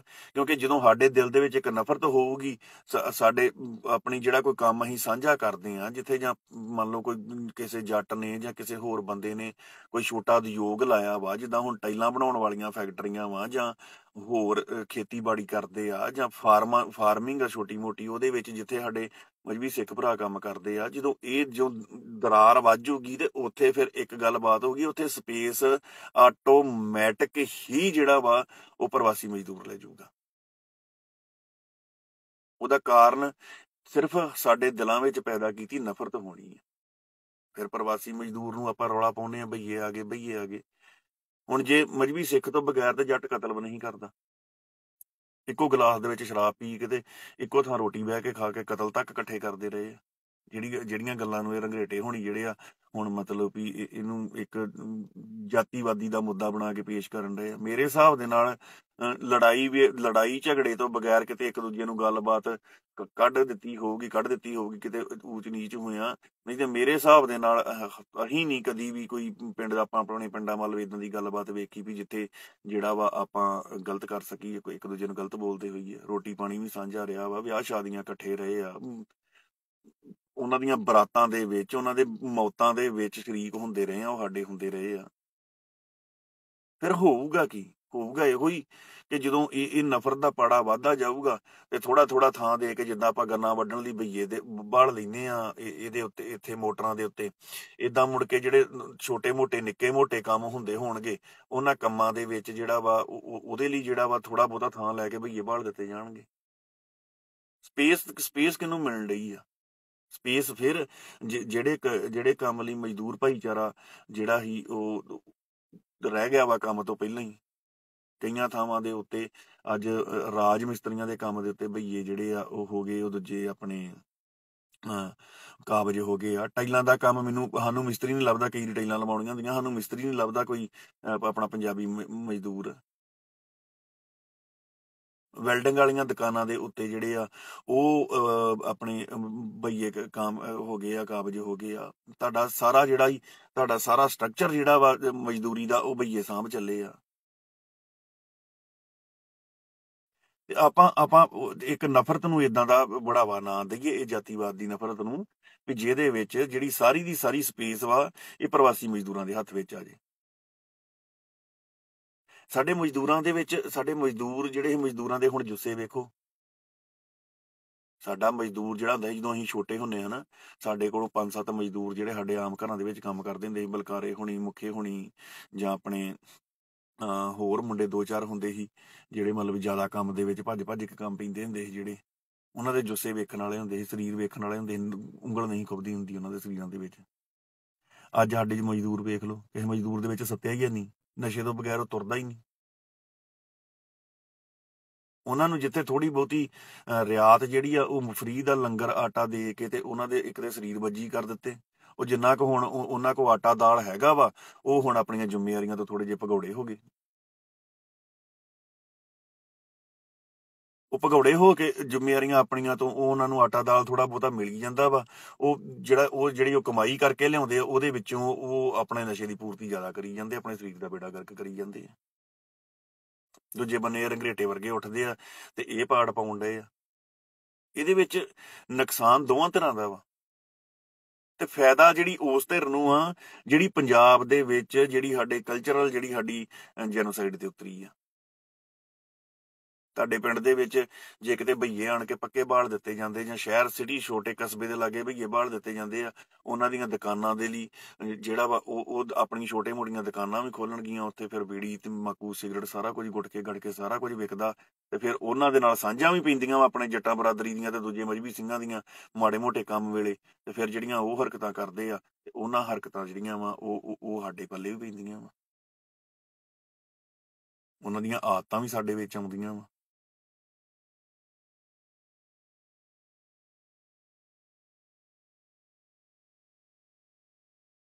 ਸੋ ਗੱਲਬਾਤ ਇਹ ਆ ਵੀ ਇਹਨੂੰ ਆਪਾਂ ਜਿਹੜਾ ਵਾ ਉਹ ਨਾ ਲੈ ਕੇ ਚੱਲੀਏ, ਮਤਲਬ ਵੀ ਇਸ ਨਫ਼ਰਤ ਨੂੰ ਜਿਹੜਾ ਵਾ ਉਹ ਨਾ ਵਧਾਈਏ। ਆਪਾਂ ਸ਼ੁਰੂ ਤੋਂ ਆਪਣਾ ਭਾਈਚਾਰਾ ਰਿਹਾ ਵਾ ਤੇ ਆਪਾਂ ਉਹ ਭਾਈਚਾਰੇ ਨੂੰ ਕਾਇਮ ਰੱਖੀਏ। ਆਪਾਂ ਹਰੇਕ ਥਾਂ ਦੇ ਉੱਤੇ ਹੀ ਨਾ ਇੱਕ ਵੱਡੀ ਸਪੇਸ ਛੱਡਣ ਡਏ ਆ, ਹਰੇਕ ਥਾਂ ਦੇ ਉੱਤੇ ਇੱਕ ਵੱਡੀ ਸਪੇਸ ਛੱਡਣ ਡਏ ਆ ਆਪਾਂ। ਇੱਕ ਪਾਸੇ ਆਪਾਂ ਸਰਕਾਰ ਲਈ ਮਤਲਬ ਵੀ ਕੀਤੇ ਆ ਉਹ ਜਿਹੜੇ ਆ ਉੱਥੇ ਸਰਕਾਰ ਦੀ ਇੱਕ ਸਪੇਸ ਛੱਡਣ ਡਏ ਆ ਵੀ ਉਹ ਸਾਡੇ ਤੇ ਕੰਟਰੋਲ ਰੱਖ ਸਕੇ।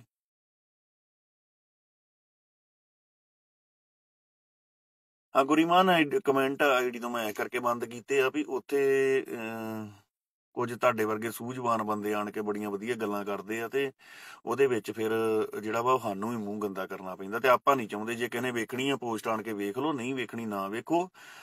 ਅਸੀਂ ਕੋਈ ਆਪਣੇ ਪੈਸਿਆਂ ਲਈ ਵਿਊ ਨਹੀਂ ਚਾਹੀਦੇ ਸਾਨੂੰ, ਨਾ ਅਸੀਂ ਇਹ ਤੋਂ ਪੈਸੇ ਕਮਾਉਂਦੇ ਆ। ਅਸੀਂ ਜਿਹੜੀ ਗੱਲਬਾਤ ਕਰਨੀ ਆ ਉੱਥੇ ਉਹੀ ਕਮੈਂਟ ਕਰੂਗਾ ਜਿਹੜਾ ਕੋਈ ਬੰਦਾ ਜਾਂ ਹਾਸੇ ਮਜ਼ਾਕ ਤੱਕ ਰਹੂਗਾ, ਤੇ ਜਾਂ ਜਿਹੜਾ ਰਹੂਗਾ ਹਿਸਾਬ ਕਿਤਾਬ ਨਾਲ ਆਪਣੇ ਨਾਲ। ਠੀਕ ਆ ਬਾਈ, ਇਹ ਕਰਕੇ ਕਮੈਂਟ ਬੰਦ ਕੀਤੇ ਆ। ਨਾ ਗਾਲ ਅਸੀਂ ਕਿਸੇ ਨੂੰ ਕੱਢ ਸਕੀਏ ਤੇ ਨਾ ਅਸੀਂ ਸੁਣ ਸਕੀਏ।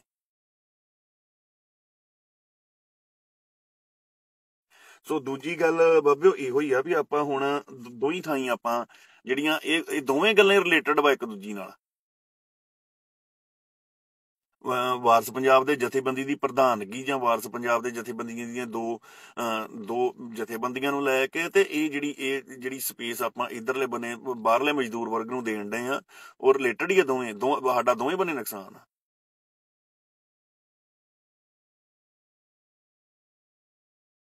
ਅਸੀਂ ਖੁਦ ਸਿਸਟਮ ਨੂੰ ਇੱਕ ਸਪੇਸ ਇਦਾਂ ਦੀ ਵੱਡੀ ਸਪੇਸ ਦੇਣ ਡਏ ਆ ਕਿ ਜਿਹੜੀ ਸਪੇਸ ਸਾਡੇ ਆਉਣ ਵਾਲੇ ਸਮੇਂ ਦੇ ਵਿੱਚ ਸਾਡੇ ਲਈ ਘਾਤਕ ਹੋਣੀ ਹੈ। ਸੋ ਮੇਰੇ ਵੀਰ ਇਸ ਬੰਨੇ ਜ਼ਰੂਰ ਧਿਆਨ ਦਿਓ। ਮਜ਼ਦੂਰ ਵਰਗ ਜਿਹੜਾ ਸਾਡਾ ਮਜ਼੍ਹਬੀ ਸਿੱਖ ਭਰਾ ਵਾ ਜਿਹੜੇ, ਉਹਨਾਂ ਨੂੰ ਵੀ ਬੇਨਤੀ ਆ ਕਿ ਬਾਈ ਜੀ ਤੁਸੀਂ ਇਸ ਬੰਦੇ ਦੀਆਂ ਗੱਲਾਂ ਦੇ ਵਿੱਚ ਨਾ ਆਓ। ਸਾਡੀ ਤੁਹਾਡੇ ਨਾਲ ਭਾਈਚਾਰਕ ਸਾਂਝ ਆ।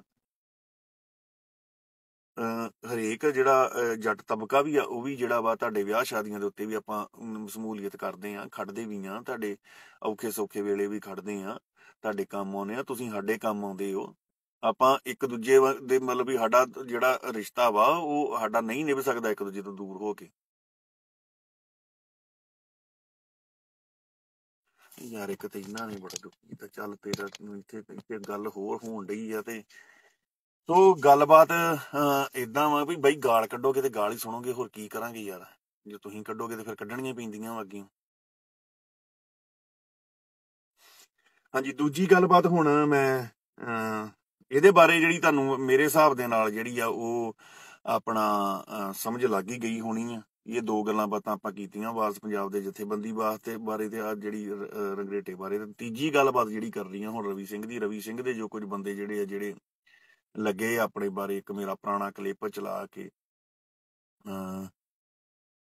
ਵੀ ਮੈਂ ਬਾਬੇ ਗੁਰੂ ਨਾਨਕ ਸਾਹਿਬ ਦਾ ਸਿਧਾਂਤ ਬਦਲਣ ਦੀ ਕੋਸ਼ਿਸ਼ ਕੀਤੀ। ਹਾਂ, ਹੋ ਸਕਦਾ, ਮੈਂ ਮੰਨਦਾ ਹਾਂ ਵੀ ਕੁਝ ਉਦੋਂ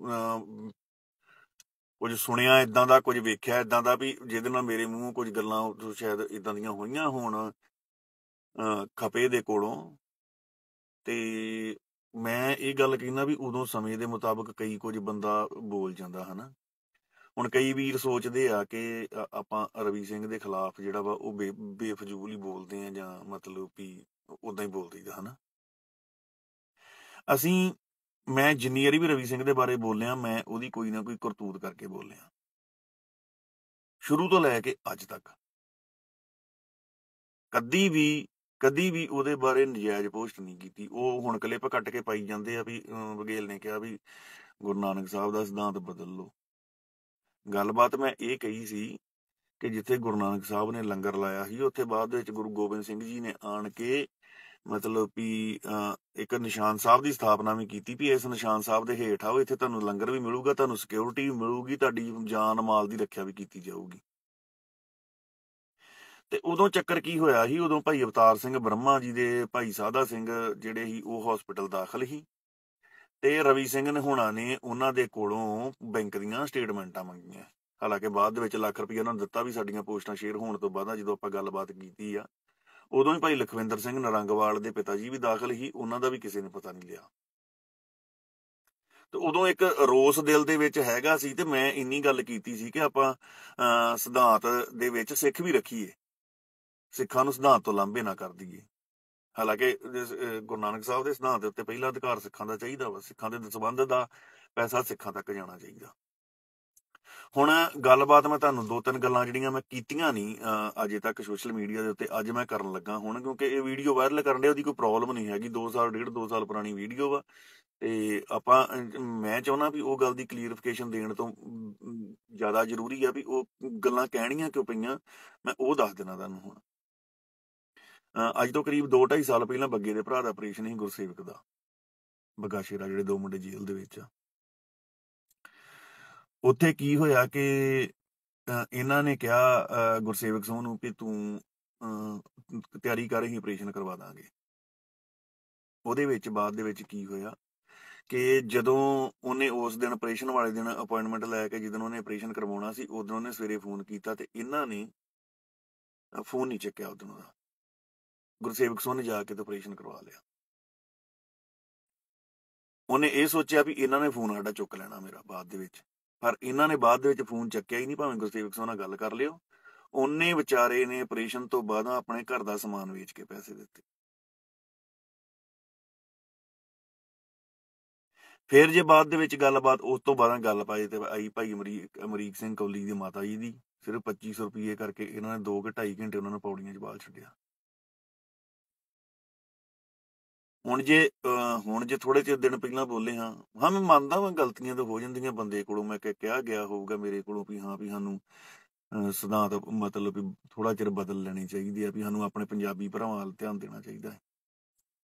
ਹੁਣ ਗੱਲਬਾਤ ਇੱਥੇ ਇਹ ਆ ਕਿ ਹੁਣ ਜਿਹੜੀਆਂ ਸੰਸਥਾਵਾਂ ਕੌਮ ਦੇ ਪੈਸੇ ਨਾਲ ਚੱਲਣ ਡਈਆਂ ਵਾ, ਜਦੋਂ ਤੁਸੀਂ ਉਧਰ ਹੀ ਧਿਆਨ ਡੇ। ਹੁਣ ਪਰਸੋਂ ਦੀ ਗੱਲਬਾਤ ਆ, ਅਕਾਲ ਅਕੈਡਮੀ ਧਾਲੀਵਾਲ ਬੇਟ ਦੇ ਵਿੱਚ ਮੈਨੂੰ ਬੰਦੇ ਕਿਸੇ ਦਾ ਫੋਨ ਆਇਆ, ਭਾਜੀ ਸਾਡੇ ਬੱਚੇ ਉੱਥੇ ਪੜ੍ਹਦੇ ਆ, ਇੱਕ ਸੰਗਤ ਦੇ ਪੈਸੇ ਤੋਂ ਉਹ ਸਾਰੇ ਜਿਹੜੇ ਆ ਇਹ ਸਟਰਕਚਰ ਵਾ, ਸੰਗਤ ਦੇ ਪੈਸੇ ਦੇ ਨਾਲ ਇਹ ਕੁਝ ਖੜਾ ਹੋਇਆ ਵਾ। ਪਰ ਉੱਥੇ ਕੀ ਇੱਕ ਗ੍ਰੰਥੀ ਸਿੰਘ ਦੇ ਬੱਚੇ ਹੀ 2, ਉਹਨਾਂ ਨੂੰ ਇੰਨੀ ਗੱਲ ਕਹੀ ਕਿ ਜੇ ਤੁਸੀਂ ਮਤਲਬ ਵੀ ਜਿਹੜਾ ਵਾ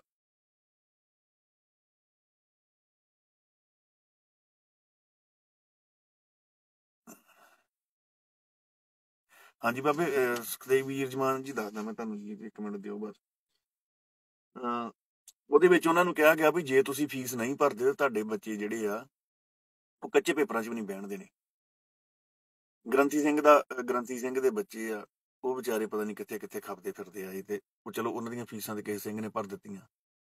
ਪਰ ਹੁਣ ਗੱਲਬਾਤ ਇਹ ਆ ਵੀ ਜਿਹੜੀਆਂ ਸਾਡੀਆਂ ਸੰਸਥਾਵਾਂ ਵਾ, ਜਿਹੜੇ ਸਾਡੇ ਸਟਰਕਚਰ ਖੜੇ ਕੀਤੇ ਆ ਸਿੱਖ ਕੌਮ ਨੇ ਆਪਣੇ ਪੈਸੇ ਦੇ ਨਾਲ, ਉਹ ਹੁਣ ਉਹ ਸਿੱਖਾਂ ਦੇ ਨਾਲ ਹੀ ਸੁਹਿਰਦ ਨਾ ਰਹਿਣਗੇ, ਤੇ ਫਿਰ ਉਹਨਾਂ ਬਾਰੇ ਗੱਲ ਵੀ ਨਾ ਕੀਤੀ ਜਾਊਗੀ, ਤੇ ਫਿਰ ਕਿਵੇਂ ਚੱਲੂਗਾ ਏਦਾਂ। ਹੁਣ ਮੈਂ ਤੁਹਾਨੂੰ ਇੱਕ ਗੱਲਬਾਤ ਦੱਸਦਾ। ਕੁਝ ਦਿਨ ਪਹਿਲਾਂ ਸ਼ੇਰੇ ਦੇ ਬਾਪੂ ਦੇ 5 ਸਟੰਟ ਪਏ ਉਹਦੇ ਹਾਰਟ ਦੇ ਵਿੱਚ, ਤੇ ਕੁਝ ਦਿਨ ਬਾਅਦ ਸ਼ੇਰੇ ਦੀ ਮਾਤਾ ਬਿਮਾਰ ਹੋ ਗਈ।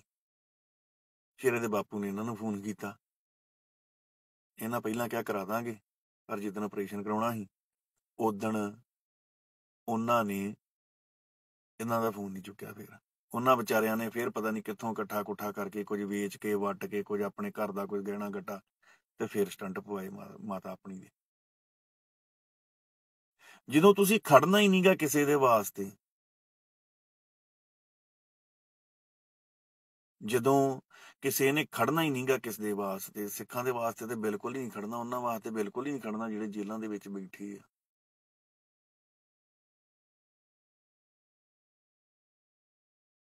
ਫਿਰ ਕਿਵੇਂ ਮਤਲਬ ਵੀ ਆਪਾਂ ਕਿਵੇਂ ਆਪਾਂ ਇਹਨਾਂ ਨੂੰ ਸਿਰ ਦਿਖਾਵਾਂਗੇ ਵੀ ਸਾਡੀ ਕੌਮ ਪ੍ਰਤੀ ਜਾਂ ਸਾਡੇ ਲੋਕਾਂ ਪ੍ਰਤੀ ਤੁਸੀਂ ਸਿਰ ਦਿਓ।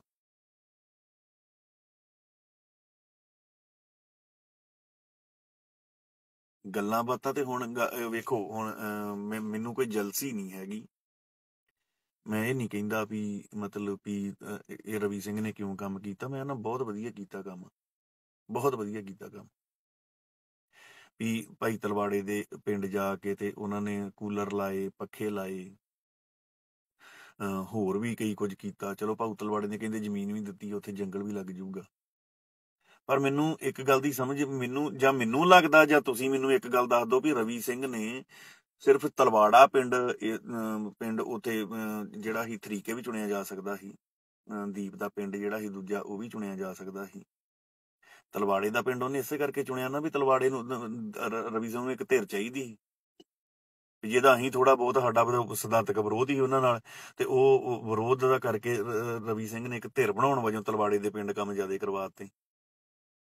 ਕੂਲਰ ਲਵਾਤੇ, ਉਹਦੇ ਸਕੂਲ ਦੇ ਵਿੱਚ ਪੱਖੇ ਲਵਾਤੇ, ਇਦਾਂ ਕਰ ਦਿੱਤਾ। ਚਲੋ ਰੁਪਈਆ ਲੱਖ ਖਰਚ ਦਿੱਤਾ ਹੋਊਗਾ, ਪਰ ਸਾਡੇ ਖਿਲਾਫ ਇੱਕ ਧਿਰ ਖੜੀ ਕਰ ਦਿੱਤੀ ਉਹਨੇ। ਤੇ ਜੇ ਗੱਲ ਕਿਸੇ ਨੂੰ ਗਲਤ ਲੱਗਦੀ ਹੈ, ਜਾਂ ਤੁਸੀਂ ਦੱਸ ਦਿਓ ਵੀ ਤਲਵਾੜੇ ਪਿੰਡ ਦੇ ਵਿੱਚ ਏਡੀ ਕਿਹੜੀ ਖਾਸੀਅਤ ਵੀ ਜਿਹੜੀ ਰਵੀ ਸਿੰਘ ਨੇ ਤਲਵਾੜੇ ਨੂੰ ਹੀ ਚੁਣਿਆ। ਸਿਰਫ ਸਾਡੇ ਖਿਲਾਫ ਇੱਕ ਧਿਰ ਖੜੀ ਕਰ ਲਈ, ਹੁਣ ਤਲਵਾੜੇ ਨੂੰ ਚੁਣ ਲਿਆ ਵੀ ਜਿਹੜਾ ਤਲਵਾੜੇ ਦਾ ਕੇਡਰ ਹੋਊਗਾ ਤਲਵਾੜਾ ਹੋਊਗਾ। ਹੁਣ ਭਾਊ ਤਲਵਾੜਾ ਹੁਣ ਕਹਿ ਦਿੰਦਾ ਵਾ ਇੰਨੀ ਗੱਲ ਵੀ ਉਹ ਇੱਕ ਅਮਰਤਪਾਲ ਸਲਾਰੂ ਤੇ ਇੱਕ ਜਿਹੜਾ ਵਾ ਉਹ ਬਘੇਲਾ ਉੱਥੇ ਬੈਠਾ, ਅਮਰੀਕਾ ਬੈਠਾ, ਰੌਲਾ ਪਾਈ ਜਾਂਦਾ। ਪਰ ਅਸੀਂ ਤੇ ਭਾਊ ਤਲਵਾੜੇ ਨੂੰ ਕਦੀ ਗਲਤ ਗੱਲ ਕੀਤੀ ਨਹੀਂ। ਤੇ ਭਾਊ ਤਲਵਾੜਾ ਸੋਚਦਾ ਵਾ ਵੀ ਖਰੇ ਸਾਡੇ ਤੱਕ ਕੋਈ ਗੱਲ ਪਹੁੰਚਦੀ ਨਹੀਂ। ਤੇ ਮੈਂ ਪਹਿਲਾਂ ਇੰਨੀ ਗੱਲਬਾਤ ਕਹੀ ਆ ਵੀ ਮੈਂ ਤੁਹਾਨੂੰ ਇੱਕੋ ਗੱਲਬਾਤ ਕਹਿਣਾ ਵੀ ਤੁਹਾਡੀ ਕਿਰਦਾਰ ਕੁਸ਼ੀ ਜਾਂ ਤੁਹਾਡੀ ਗੱਲਬਾਤ ਬਾਹਰ ਕਰਨ ਵਾਸਤੇ ਤੁਹਾਡੇ ਸਭ ਤੋਂ ਨੇੜਲੇ ਬੰਦੇ ਵੱਧ ਜ਼ਿੰਮੇਵਾਰ ਹੁੰਦੇ ਆ। ਭਾਵੇਂ ਉਹ ਤੁਹਾਡੇ ਸਾਹਮਣੇ ਕਰਨ, ਤੁਹਾਡੇ ਲੋਕੇ ਗੱਲਬਾਤ ਕਰਨ, ਭਾਵੇਂ ਫੇਕ ਆਈਡੀ ਤੋਂ ਪਹੁੰਚਾਉਣ, ਭਾਵੇਂ ਫੇਕ ਨੰਬਰ ਤੋਂ ਪਹੁੰਚਾਉਣ, ਤੁਹਾਡਾ ਜਿਹੜਾ ਵਾ ਤੁਹਾਡਾ ਮੇਨ ਬੰਦਾ ਹੀ ਜਿਹੜਾ ਵਾ ਨਾ, ਤੁਹਾਡਾ ਮੇਨ ਬੰਦਾ ਹੀ ਤੁਹਾਡੀ ਅੰਦਰਲੀ ਗੱਲ ਜਿਹੜੀ ਉਹ ਲਾਂਭੇ ਪਹੁੰਚਾਊਗਾ।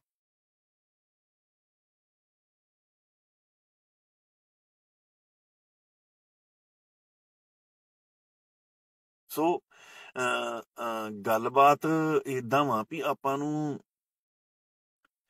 ਚਾਹੀਦਾ ਵਾ ਆਪਾਂ ਨੂੰ ਵੀ ਇਹਨਾਂ ਗੱਲਾਂ ਵੱਲ ਧਿਆਨ ਦੇਈਏ।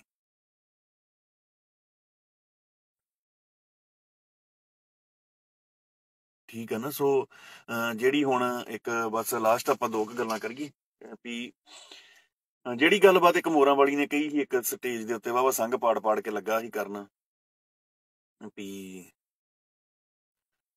ਬਘੇਲੇ ਹੁਣਾਂ ਨੂੰ ਪਰਿਵਾਰ ਨੇ ਗੇਟ ਨਹੀਂ ਬਣਾਉਣ ਦਿੱਤਾ, ਜਾਂ ਪਰਿਵਾਰ ਨੇ ਮਤਲਬ ਵੀ ਜਿਹੜਾ ਵਾ ਉਹਨਾਂ ਨੂੰ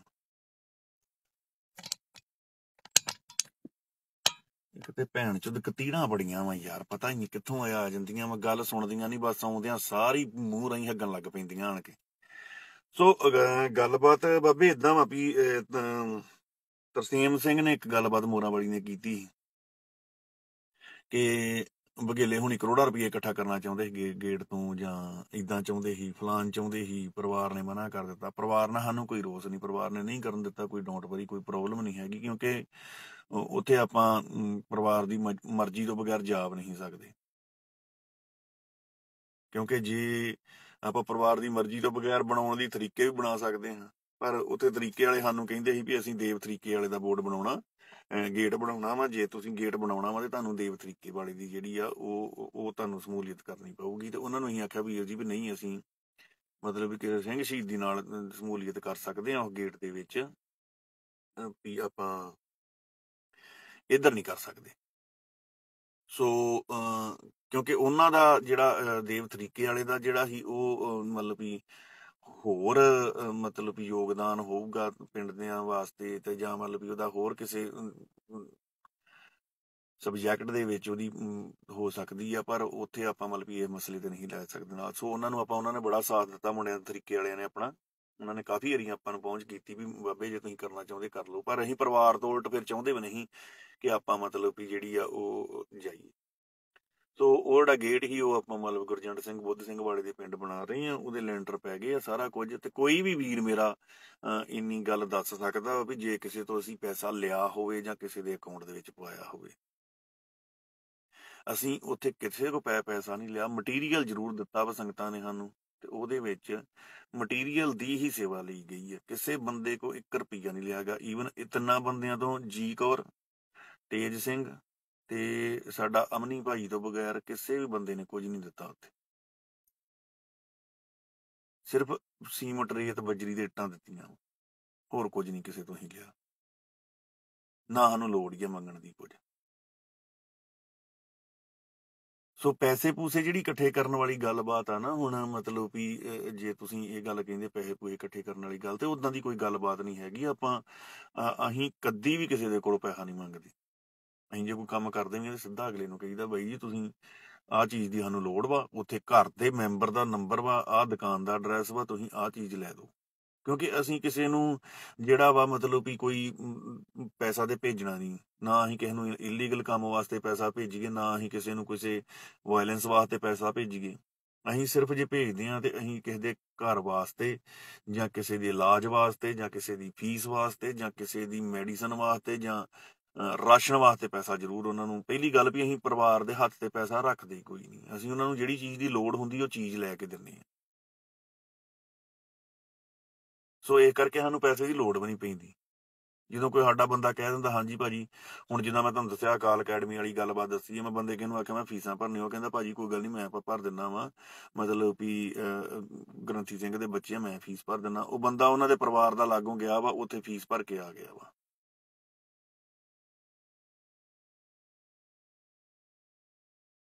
ਸੋ ਇਹ ਗੱਲਾਂ ਬਾਤਾਂ ਵਾ ਬਾਬੇ, ਉਹ ਵੀ ਅਸੀਂ ਇੱਕ ਤਾਂ ਜਿਹੜਾ ਲੋਕੀ ਕਹਿੰਦੇ ਸੀ ਨਾ ਵੀ ਇਹ ਮਤਲਬ ਵੀ ਜਿਹੜਾ ਨਹੀਂ ਮਤਲਬ ਵੀ ਏਦਾਂ ਕੰਮ ਹੋ ਸਕਦਾ ਕੁਝ ਵੀ, ਅਸੀਂ ਆਖਿਆ ਵੀ ਕੰਮ ਹੋ ਸਕਦਾ ਵਾ। ਮੈਂ ਅੱਗੇ ਵੀ ਬੜੀ ਵਾਰੀ ਗੱਲਬਾਤ ਕੀਤੀ ਆ ਵੀ ਜਿਹੜੇ ਅਮਰੀਕਾ ਕੈਨੇਡਾ ਦੇ ਵਿੱਚ ਸਿੱਖ ਬੈਠੇ ਆ ਨਾ, ਜਾਂ ਅਮਰੀਕਾ ਕੈਨੇਡਾ ਦੇ ਵਿੱਚ ਜਿਹੜੇ ਆਪਣੇ ਮੁੰਡੇ ਮਤਲਬ ਵੀ ਨਵੇਂ ਆਏ ਆ, ਉਹਨਾਂ ਨੂੰ ਮੈਂ ਇੱਕ ਗੱਲ ਕਹਿੰਦਾ ਹੁੰਦਾ ਵੀ ਤੁਸੀਂ ਸਿਰਫ 1 ਸਾਲ ਦੇ ਵਿੱਚ 20 ਘੰਟੇ ਕੰਮ ਕਰਦੇ, ਜਿਹੜੇ 20 ਘੰਟੇ ਉਹ ਇੱਕ ਪਰਿਵਾਰ ਦੇ ਨਾਂ ਲਾ ਦਿਓ ਉਹਨਾਂ ਦੇ, ਤੁਸੀਂ ਇੱਕ ਪਰਿਵਾਰ ਦਾ ਸਾਲ ਦਾ ਰਾਸ਼ਨ ਚਲਾ ਸਕਦੇ। ਇੱਥੇ ਅਮਰੀਕਾ ਦੇ ਵਿੱਚ ਜਿਹੜੇ ਹੁਣ ਡਰਾਈਵਰ ਆ ਬੰਦੇ ਆਪਣੇ, ਮੈਂ ਕਲੱਬ ਦੇ ਵਿੱਚ ਵੀ ਇੱਕ ਵਾਰੀ ਗੱਲ ਕੀਤੀ ਸੀ ਕਿ ਇੱਥੇ ਜਿਹੜੇ ਅਮਰੀਕਾ ਬੰਦੇ ਬੈਠੇ ਆ, ਉਹਨਾਂ ਦੀ ਜੇ ਲੋਕਲ ਕੋਈ ਕੰਮ ਵੀ ਕਰਦਾ ਨਾ, $300 ਦਿਹਾੜੀ ਹੈਗੀ ਆ। 8 ਘੰਟੇ ਦੀ 9 ਘੰਟੇ ਲਾਉਂਦੇ ਆ, ਉਹਨਾਂ ਦੀ $300 ਦਿਹਾੜੀ ਹੈਗੀ ਆ, ਤੇ $300 ਦਾ ਅੱਜ 22,000 ਰੁਪਈਆ ਬਣਦਾ ਵਾ। 22,000 ਰੁਪਈਏ ਦੇ ਨਾਲ ਇੱਕ 4 ਪਰਿਵਾਰ ਦੇ ਮੈਂਬਰਾਂ ਦਾ 6 ਮਹੀਨੇ ਦਾ ਰਾਸ਼ਨ ਆ ਜਾਂਦਾ, ਇੱਕ 8 ਘੰਟੇ ਦੀ ਕਮਾਈ ਦੇ ਨਾਲ। ਤੇ ਜੇ ਉਹ ਬੰਦਾ ਅੱਜ ਇੱਕ ਦਿਨ ਲਾ ਕੇ ਤੇ ਉਸ ਪਰਿਵਾਰ ਦਾ ਖਰਚਾ ਚੁੱਕਦਾ, ਕੋਈ ਗ੍ਰੰਥੀ ਸਿੰਘ ਆ, ਕੋਈ ਮਾਤੜ ਪਰਿਵਾਰ ਆ, ਕੋਈ ਸ਼ਹੀਦ ਪਰਿਵਾਰ ਵਾ, ਉਹਦਾ ਇਹ 6 ਮਹੀਨਿਆਂ ਦਾ ਰਾਸ਼ਨ ਦੇ ਪੈਸੇ ਉਹ ਦੁਕਾਨ ਤੇ ਕਰਿਆਨੇ ਵਾਲੀ ਦੀ ਜਮ੍ਹਾਂ ਕਰਾ ਦਿੰਦਾ ਕਿ ਬਾਈ ਜੀ ਆਹ ਕਰਿਆਨੇ ਇੰਨੇ ਪੈਸੇ ਆ, ਆਹ ਪੈਸਿਆਂ ਦੇ ਵਿੱਚੋਂ ਇਹਨਾਂ ਨੂੰ ਤੁਸੀਂ 4,000 ਰੁਪਈਏ ਦਾ ਰਾਸ਼ਨ ਦੇਣਾ ਵਾ ਮਹੀਨੇ ਦਾ। ਮੁੜ ਕੇ 6 ਮਹੀਨੇ ਬਾਅਦ ਨੰਬਰ ਆਉਂਦਾ, 6 ਮਹੀਨੇ ਬਾਅਦ ਫਿਰ ਇੱਕ ਦਿਹਾੜੀ ਲਾ ਦਿੰਦਾ। ਜੇ ਤੁਸੀਂ ਸਾਲ ਦੇ ਵਿੱਚ 20 ਘੰਟੇ ਵੀ ਆਪਣੀ ਕਮਿਊਨਿਟੀ ਨੂੰ ਦੇ ਸਕਦੇ, ਤੇ ਫਿਰ ਮੈਂ ਕਹਿੰਦਾ ਵੀ ਤੁਸੀਂ ਆਪਣੀ ਕਮਿਊਨਿਟੀ ਪ੍ਰਤੀ ਸਵੇਰ ਨਹੀਂ ਆ ਸਕਦੇ। ਬੜਾ ਦਿੱਤਾ ਮਹਾਰਾਜ ਨੇ ਤੁਹਾਨੂੰ ਯਾਰ, 20 ਘੰਟੇ ਨਹੀਂ ਕਰ ਸਕਦੇ ਕੰਮ ਆਪਾਂ ਆਪਣੇ ਭਰਾਵਾਂ ਵਾਸਤੇ। ਇੰਡੀਆ 'ਚੋਂ ਕੰਮ ਕਰਦੇ ਸੀ, ਇੰਨੇ ਪੈਸੇ ਆਪਾਂ ਮਹੀਨੇ 'ਚ ਵੀ ਨਹੀਂ ਕਮਾਉਂਦੇ, 20-22 ਰੁਪਈਆ ਇੱਥੇ 8-9 ਘੰਟਿਆਂ 'ਚ ਬਣਾ ਦਿੰਦੇ ਹੋ। ਬਹੁਤਾ ਨਾ ਦਿਓ ਕਮਿਊਨਿਟੀ ਆਪਣੀ ਨੂੰ, 20 ਘੰਟੇ ਦੇ ਦਿਓ। 20 ਘੰਟਿਆਂ ਦੇ ਵਿੱਚ ਤੁਸੀਂ ਇੱਕ ਪਰਿਵਾਰ ਦਾ, ਜੇ ਤੁਹਾਡੇ ਪਿੰਡ ਦੇ ਵਿੱਚ 4 ਮੁੰਡੇ ਜੇ ਬਾਹਰ ਵਾ, ਉਹ 4 ਮੁੰਡੇ 4 ਫੈਮਲੀਆਂ ਜਿਹੜੀਆਂ ਤੁਹਾਡੀਆਂ ਮਾਤੜਾ ਪਿੰਡ ਦੇ ਵਿੱਚ, ਉਹਨਾਂ ਦਾ ਕਰ ਸਕਦੇ ਹੋ ਤੁਸੀਂ 20 ਘੰਟੇ ਲਾ ਕੇ। ਸਾਲ ਦੇ ਵਿੱਚ ਤੁਸੀਂ 365 ਦਿਨਾਂ ਦੇ ਵਿੱਚ 20 ਘੰਟੇ ਤੇ ਚਾਹੀਦੇ ਤੁਹਾਨੂੰ। ਖੁਦ ਕਰੋ ਯਾਰ, ਕੋਈ ਚੱਕਰ ਹੀ ਨਹੀਂ ਹੈਗਾ। ਆਪਾਂ ਨੂੰ ਕੋਈ 20 ਘੰਟੇ ਮੇਰੇ ਹਿਸਾਬ ਦੇ ਨਾਲ ਇੰਨਾ ਕੁ ਕੰਮ ਜਿਹੜਾ ਬੰਦਾ ਤੁਰਦਾ ਫਿਰਦਾ ਹੀ ਆਪਣੇ ਪਿੰਡ ਪੰਜਾਬ ਕਰ ਲੈਂਦਾ। ਤੇ ਆਹ ਜਿਹੜੀਆਂ ਚੈਨਲਾਂ ਦੇ ਉੱਤੇ ਵੀਡੀਓ ਪੈਂਦੀਆਂ, ਜੇ 5 ਬੰਦੇ ਆ, ਤੁਸੀਂ 5 ਬੰਦੇ ਜੇ ਕਿਸੇ ਦਾ ਘਰ ਪਿੰਡ ਦੇ ਵਿੱਚ 5 ਮੁੰਡੇ ਬਾਹਰ ਹੈ ਹੀ ਆ ਯਾਰ, ਅੱਜ ਕੱਲ ਪੰਜਾਬ ਦੇ ਵਿੱਚ 5 ਕੁ ਮੁੰਡੇ ਇੱਕ ਪਿੰਡ ਦੇ ਵਿੱਚ ਹੈ ਹੀ ਆ ਬਾਹਰ। ਤੁਸੀਂ ਬੜੇ ਵਧੀਆ ਤਰੀਕੇ ਦੇ ਨਾਲ, ਜੇ ਕਿਸੇ ਦਾ ਘਰ ਬਣਨ ਵਾਲਾ ਵਾ, ਤੁਸੀਂ 2-4 ਮਹੀਨਿਆਂ ਦੇ ਵਿੱਚ ਉਹਦਾ ਘਰ ਬਣਾ ਕੇ ਦੇ ਸਕਦੇ ਹੋ। ਤੁਸੀਂ ਥੋੜਾ ਥੋੜਾ ਕਰਕੇ ਬਣਾ ਦਿਓ। ਕਿੰਨੇ ਕੁ ਮੇਰੇ ਹਿਸਾਬ ਨਾਲ ਇੱਕ ਪਿੰਡ ਦੇ ਵਿੱਚ 2 ਜਾਂ 3 ਜਾਂ 4 ਘਰ ਹੀ ਹੁੰਦੇ ਜਿਹੜੇ ਜ਼ਿਆਦੀ ਗਰੀਬੀ ਦੀ ਅਵਸਥਾ ਦੇ ਵਿੱਚ ਹੋਣ। ਆਪਾਂ ਉਹ 2-4 3-4 ਵੀ ਨਹੀਂ ਸਾਂਭ ਸਕਦੇ। ਕਾਹਦੇ ਤੋਂ ਯਾਰ, ਸਾਡੇ ਪਰਿਵਾਰ ਜਿਹੜੇ ਉਹ ਚੈਨਲਾਂ ਤੇ ਰੁਲਦੇ ਫਿਰਨ, ਨਹੀਂ ਚੰਗਾ ਲੱਗਦਾ ਇਦਾਂ। ਚੰਗੀ ਭਲੀ ਕਮਿਊਨਿਟੀ ਨੂੰ ਆਪਾਂ ਬਿਲੋਂਗ ਕਰਨ ਡਏ ਆ, ਦੁਨੀਆ ਰਜਾਉਣ ਦੀ ਗੱਲਬਾਤ ਕਰਦੇ ਆ ਆਪਾਂ, ਪਰ ਨਹੀਂ। ਆਪਾਂ ਆਪਣੇ ਕੋਲ ਮੇਰੀ ਆਦਤ ਹੁੰਦੀ ਆ ਵੀ ਮੈਂ ਜਦੋਂ ਅਸੀਂ ਇੱਥੇ ਕੰਮ ਕਰਦੇ ਆ, ਮੈਂ ਦਸਵੰਧ ਕੱਢਣਾ ਹੋਵੇ ਤੇ ਮੈਂ ਕਿਤੇ ਜਾਂਦਾ ਆਉਂਦਾ ਨਹੀਂ ਗਾ। ਮੈਂ ਬਹੁਤ ਘੱਟ, ਕਿਤੇ ਰੇਅਰ ਚਾਂਸ ਹੀ ਹੁੰਦਾ ਕਿਤੇ ਮੈਂ ਆਪਣੇ ਯਾਰਡ ਦੇ ਵਿੱਚੋਂ ਬਾਹਰ ਜਾਵਾਂ, ਕਿਤੇ ਜਾਵਾਂ।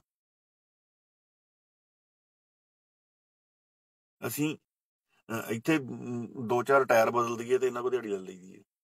ਉਹ ਦਿਹਾੜੀ ਚੁੱਕ ਕੇ ਆਪਣੀ ਜਿਹੜੀ ਹੁੰਦੀ ਆ, ਆਪਣੀ ਪੈਸੇ ਜਿਹੜੇ ਹੁੰਦੇ ਆ, ਵੀ ਇਹ ਨਹੀਂ ਗੱਲ ਹੁੰਦੀ ਵੀ ਅਸੀਂ ਕੋਈ ਸੇਵ ਨਹੀਂ ਕਰਦੇ, ਸੇਵਿੰਗ ਵੀ ਕਰੀਦੀ ਆ ਆਪਣੀ ਗਾ। ਬੱਚੇ ਆ, ਪਰਿਵਾਰ ਵਾ, ਉਹਨਾਂ ਦਾ ਵੀ ਵੇਖਣਾ ਵਾ। ਪਰ ਅਸੀਂ ਇੱਕੋ ਗੱਲ ਕਰਦੇ ਆ ਵੀ ਅਸੀਂ ਉਹਨਾਂ ਦੇ ਵਿੱਚ ਓਲਡ ਪੈਸੇ 200-300 ਜਿਹੜਾ ਅਸੀਂ ਦਿਹਾੜੀ ਦੇ ਵਿੱਚ ਕੁੱਟਿਆ ਹੁੰਦਾ, ਕੱਲ ਹੁਣ ਮੈਂ ਸਾਰੀ ਦਿਹਾੜੀ ਲੋਕਲ ਕੰਮ ਕੀਤਾ, ਉਹ ਮੈਂ ਚੁੱਪ ਕਰਕੇ ਜਿਹੜਾ ਵਾ ਉਹ ਸੇਵਾ ਦੇ ਵਿੱਚ ਪਾ ਦੇਣਾ, ਕਿਉਂਕਿ ਉਹ ਮੇਰਾ ਐਕਸਟਰਾ ਕੰਮ ਆ ਨਾ। ਉਹ ਜਿਹੜੀ ਮੇਰੀ ਜੌਬ ਚੱਲਣ ਡਈ, ਮੈਨੂੰ ਜਿਹੜਾ ਜੌਬ ਦੇ ਵਿੱਚੋਂ ਪੈਸੇ ਆਉਂਦੇ ਆ ਉਹ ਮੈਂ ਸਾਂਭ ਲੈਂਦਾ। ਇਹਨਾਂ ਦੇ ਵਿੱਚੋਂ ਮੈਂ ਜਿਹੜੀ ਹੁੰਦੀ ਆ ਆਪਣੀ ਡੋਨੇਸ਼ਨ ਜਿਹੜੀ ਹੁੰਦੀ, ਮੈਂ ਆਪਣੀ ਜਾਂ ਲੋਕਲ ਕੰਮ ਕਰਕੇ ਜਾਂ ਇਹਨਾਂ ਦਾ ਕੋਈ ਇੱਥੇ ਟਰੱਕ ਟਰੁੱਕ ਦਾ ਕੁਝ ਕਰ ਕਰਾ ਕੇ ਤੇ ਜੋ ਕੁਝ ਮਿਲਦਾ ਮੈਂ ਉਹ ਆਪਾਂ ਸੇਵਾ 'ਚ ਪਾ ਲਈਦਾ। ਏਡੀ ਵੱਡੀ ਗੱਲ ਨਹੀਂ ਹੈਗੀ ਯਾਰ ਕੋਈ। ਬਸ ਸਾਡੇ ਕੋਲੋਂ ਨਾ ਸਾਨੂੰ ਇੱਕ ਰਾਹ ਜਿਹਾ ਨਹੀਂ ਪਤਾ। ਜਿੱਦਣ ਮੈਂ ਤੁਰਿਆ ਸੀ ਇਹ ਕੰਮ ਵਾਸਤੇ, ਜਿੱਦਣ ਆਪਾਂ ਇੰਨੀ ਗੱਲਬਾਤ ਕੀਤੀ ਸੀ, ਮੈਂ ਸੋਚਿਆ ਸੀ ਵੀ ਯਾਰ ਆਪਾਂ ਨੂੰ ਕਮਿਊਨਿਟੀ ਵਾਸਤੇ ਕੁਝ ਕਰਨਾ ਚਾਹੀਦਾ ਵਾ। ਤੇ ਮੈਂ ਇੰਨੀ ਗੱਲ ਸੋਚਦਾ ਵੀ ਯਾਰ ਕਿੱਦਾਂ ਹੋਊਗਾ। ਬਟ ਜਦੋਂ ਆਪਾਂ ਕਰਨਾ ਸ਼ੁਰੂ ਕੀਤਾ ਤੇ ਕੁਝ ਨਹੀਂ ਯਾਰ, ਮਤਲਬ ਵੀ ਏਡਾ ਲੱਗਾ ਵੀ ਜਿਹੜਾ ਸਾਨੂੰ ਨਹੀਂ, ਜੋ ਅਸੀਂ ਨਹੀਂ ਕਰ ਸਕਦੇ ਬਿਨਾਂ ਬੰਦੇ ਰੱਖਿਓ, ਬਿਨਾਂ ਕੋਈ ਪ੍ਰੋਗਰਾਮ ਮੈਨੇਜਮੈਂਟ ਕੀਤੀ। ਪ੍ਰੋਗਰਾਮ ਮੈਨੇਜਮੈਂਟ ਕਰਨੀ ਕਦੀ ਹੈ ਯਾਰ? ਅਗਲੇ ਦੇ ਘਰ ਸਮਾਨ ਸੁੱਟਣਾ ਵਾ, ਮਿਸਤਰੀਆਂ ਨੇ ਥੱਪ ਦੇਣਾ ਵਾ, ਤੁਸੀਂ ਕੀ ਕਰਨਾ? ਸਮਾਨ ਹੀ ਲੈ ਕੇ ਦੇਣਾ। ਇੰਨਾ ਕੀ ਕੰਮ ਆ? ਐਫਰਟ ਕਰਨਾ ਪੈਣਾ ਥੋੜਾ ਜਿਹਾ ਆਪਾਂ ਨੂੰ, ਬਸ ਹੋਰ ਨਹੀਂ ਕੁਝ। ਇਹ ਤੋਂ ਜ਼ਿਆਦਾ ਕੁਝ ਨਹੀਂ ਕਰਨ ਦੀ ਲੋੜ, ਐਫਰਟ ਦੀ ਲੋੜ ਆ ਬਸ ਆਪਾਂ ਨੂੰ। ਸੋ ਗੱਲਬਾਤ ਬਾਬੇ ਉਹ ਇਦਾਂ ਹੀ ਆ ਵੀ ਹੁਣ ਮੈਂ ਇੱਕ ਗੱਲ ਹੋਰ ਕਹਿਣੀ ਚਾਹੁੰਦਾ ਵਾਂ। ਜਦੋਂ ਅਸੀਂ ਰਵੀ ਦਾ ਵਿਰੋਧ ਸ਼ੁਰੂ ਕੀਤਾ ਸੀ ਇਸ ਕਰਕੇ ਵੀ ਬਹੁਤ ਸਾਰੇ ਪਰਿਵਾਰਾਂ ਦੀਆਂ ਆਪਣੇ ਕੋਲੋਂ ਗੱਲਾਂ ਬਾਤਾਂ ਆਈਆਂ। ਬਹੁਤ ਸਾਰੇ ਪਰਿਵਾਰਾਂ ਨੇ ਇੰਨੀ ਗੱਲ ਕਹੀ ਕਿ ਸਾਨੂੰ ਲੋੜ ਵਾ, ਤੇ ਅਸੀਂ ਇੱਕੋ ਗੱਲ ਕਹੀ ਸੀ ਵੀ ਰਵੀ ਸਿੰਘ ਤੁਹਾਨੂੰ ਪੈਸੇ ਦੇ ਰਿਹਾ ਤੇ ਤੁਸੀਂ ਕਹਿੰਦੇ ਕਿਹੜੀ ਲੋੜ ਸੀ। ਤੇ ਉਦੋਂ ਪਤਾ ਲੱਗਾ ਸੀ ਵੀ ਰਵੀ ਸਿੰਘ 6000 ਅਨਾਉਂਸ ਕਰਕੇ 3000 ਦੇ ਰਿਹਾ। ਦੂਜੀ ਗੱਲਬਾਤ, ਉਦੋਂ ਕੁਝ ਬੰਦੇ ਕਹਿੰਦੇ ਸੀ ਵੀ ਸਾਨੂੰ ਸਿੱਧੇ ਤੌਰ ਤੇ ਕਹਿੰਦੇ ਵੀ ਇਹ ਸੰਸਥਾ ਖੋਲਣੀ ਚਾਹੁੰਦੇ ਜਾਂ ਇੱਦਾਂ ਉੱਦਾਂ। ਅਸੀਂ ਕੋਈ ਸੰਸਥਾ ਨਹੀਂ ਖੋਲੀ, ਨਾ ਅਸੀਂ ਖੋਲੀਏ ਕਦੀ, ਨਾ ਅਸੀਂ ਆਪਣੇ ਅਕਾਊਂਟ ਨੰਬਰ ਦੇਈਏ। ਜਿੱਦਣ ਮੈਂ ਇੱਕ ਗੱਲ ਤੁਹਾਨੂੰ ਕਹਿੰਦਾ, ਜਿੱਦਣ ਬਘੇਲਾ ਆ ਸੀਟ ਛੱਡ ਕੇ ਜਾਂ ਵਰਕਸ਼ਾਪ ਦਾ ਕੰਮ ਮੇਰਾ ਕਰਨ ਦਾ ਪਲਾਨ ਹੈਗਾ ਵੀ ਮੈਂ ਆਪਣੀ ਵੈਨ ਲਿਆਣ ਕੇ ਤੇ ਵਰਕਸ਼ਾਪ ਦਾ ਕੰਮ ਸ਼ੁਰੂ ਕਰਾਂ। ਮੇਰਾ ਉਹ ਇੱਕ ਹੈਗਾ, ਮੇਰਾ ਪਲੈਨਿੰਗ ਮੇਰੀ ਹੈਗੀ ਆ, ਕਿਉਂਕਿ ਸਾਰੀ ਉਮਰ ਟਰੱਕ ਵੀ ਨਹੀਂ ਚਲਾਇਆ ਜਾ ਸਕਦਾ ਨਾ, ਮਤਲਬ ਵੀ ਉਮਰ ਦੇ ਹਿਸਾਬ ਦੇ ਨਾਲ ਗਾੜੀ ਫਰਕ ਪੈਂਦਾ ਜਾਣਾ। ਤੇ ਦੂਜੀ ਗੱਲਬਾਤ ਇਹ ਆ ਵੀ ਜਿੱਦਣ ਬਘੇਲਾ ਇਸ ਸੀਟ ਚੋਂ ਉੱਠ ਕੇ ਜਾਂ ਆਪਣੇ ਚਾਬੀਆਂ ਪਾਨੇ ਛੱਡ ਕੇ ਦਫ਼ਤਰ ਬਣਾ ਕੇ ਬਹਿ ਗਿਆ ਵੀ ਲਿਆਓ ਵੀ ਸਿੱਖ ਕੌਮ ਮੈਨੂੰ ਪੈਸਾ ਦੇਵੇ ਤੇ ਮੈਂ ਇਹ ਕੰਮ ਕਰਨੇ, ਉਦਣ ਸਮਝ ਲਿਓ ਵੀ ਬਘੇਲਾ ਬੇਈਮਾਨ ਹੋ ਗਿਆ। ਜਿੰਨਾ ਚਿਰ ਬਘੇਲਾ ਦੇ ਹੱਥ ਦੇ ਵਿੱਚ ਸਟੀਅਰਿੰਗ ਤੇ ਢੂਈ ਸੀਟ ਤੇ ਲੱਗੀ ਆ, ਉਹਨਾਂ ਚਿਰ ਇਹ ਸਮਝੋ ਵੀ ਬਘੇਲਾ ਜਿਹੜਾ ਵਾ ਸਹੀ ਜਾ ਰਿਹਾ। ਜਿੱਦਣ ਮੈਂ ਦਫ਼ਤਰ ਖੋਲ ਕੇ ਬਹਿਣਾ ਜਾਂ ਜਿੱਦਣ ਮੈਂ ਤੁਹਾਨੂੰ ਕਹਿਣਾ ਵੀ ਭਾਈ ਮੈਂ ਕੰਮ ਨਹੀਂ ਕਰਨਾ, ਮੈਂ ਬਹੁਤ ਕੰਮ ਕਰਨ ਡਿਆ, ਮੇਰੀ ਸਿਰਦਰਦੀ ਬੜੀ ਆ, ਮੇਰਾ ਇੱਦਾਂ ਵਾ, ਮੇਰਾ ਉੱਦਾਂ ਵਾ, ਉਦਣ ਇੰਨੀ ਗੱਲ ਸਮਝ ਲਿਓ ਵੀ ਮੇਰੇ ਦਿਲ ਦੇ ਵਿੱਚ ਜਿਹੜੀ ਆ ਨਾ ਉਹ ਬੇਈਮਾਨੀ ਆ। ਕਿਉਂਕਿ ਫੇਰ ਸਮਝ ਲਿਓ ਵੀ ਮੈਂ ਦਸਵੰਧ ਖਾਣ ਲੱਗ ਪਿਆ ਜਿੱਦਣ ਮੈਂ ਦਸਵੰਧ ਦੇ ਵਿੱਚੋਂ, ਲੋਕਾਂ ਦੇ ਦਸਵੰਧ ਦੇ ਵਿੱਚੋਂ ਤਨਖਾਹ ਕੱਢਣ ਦੀ ਗੱਲਬਾਤ ਕਰ ਲਈ।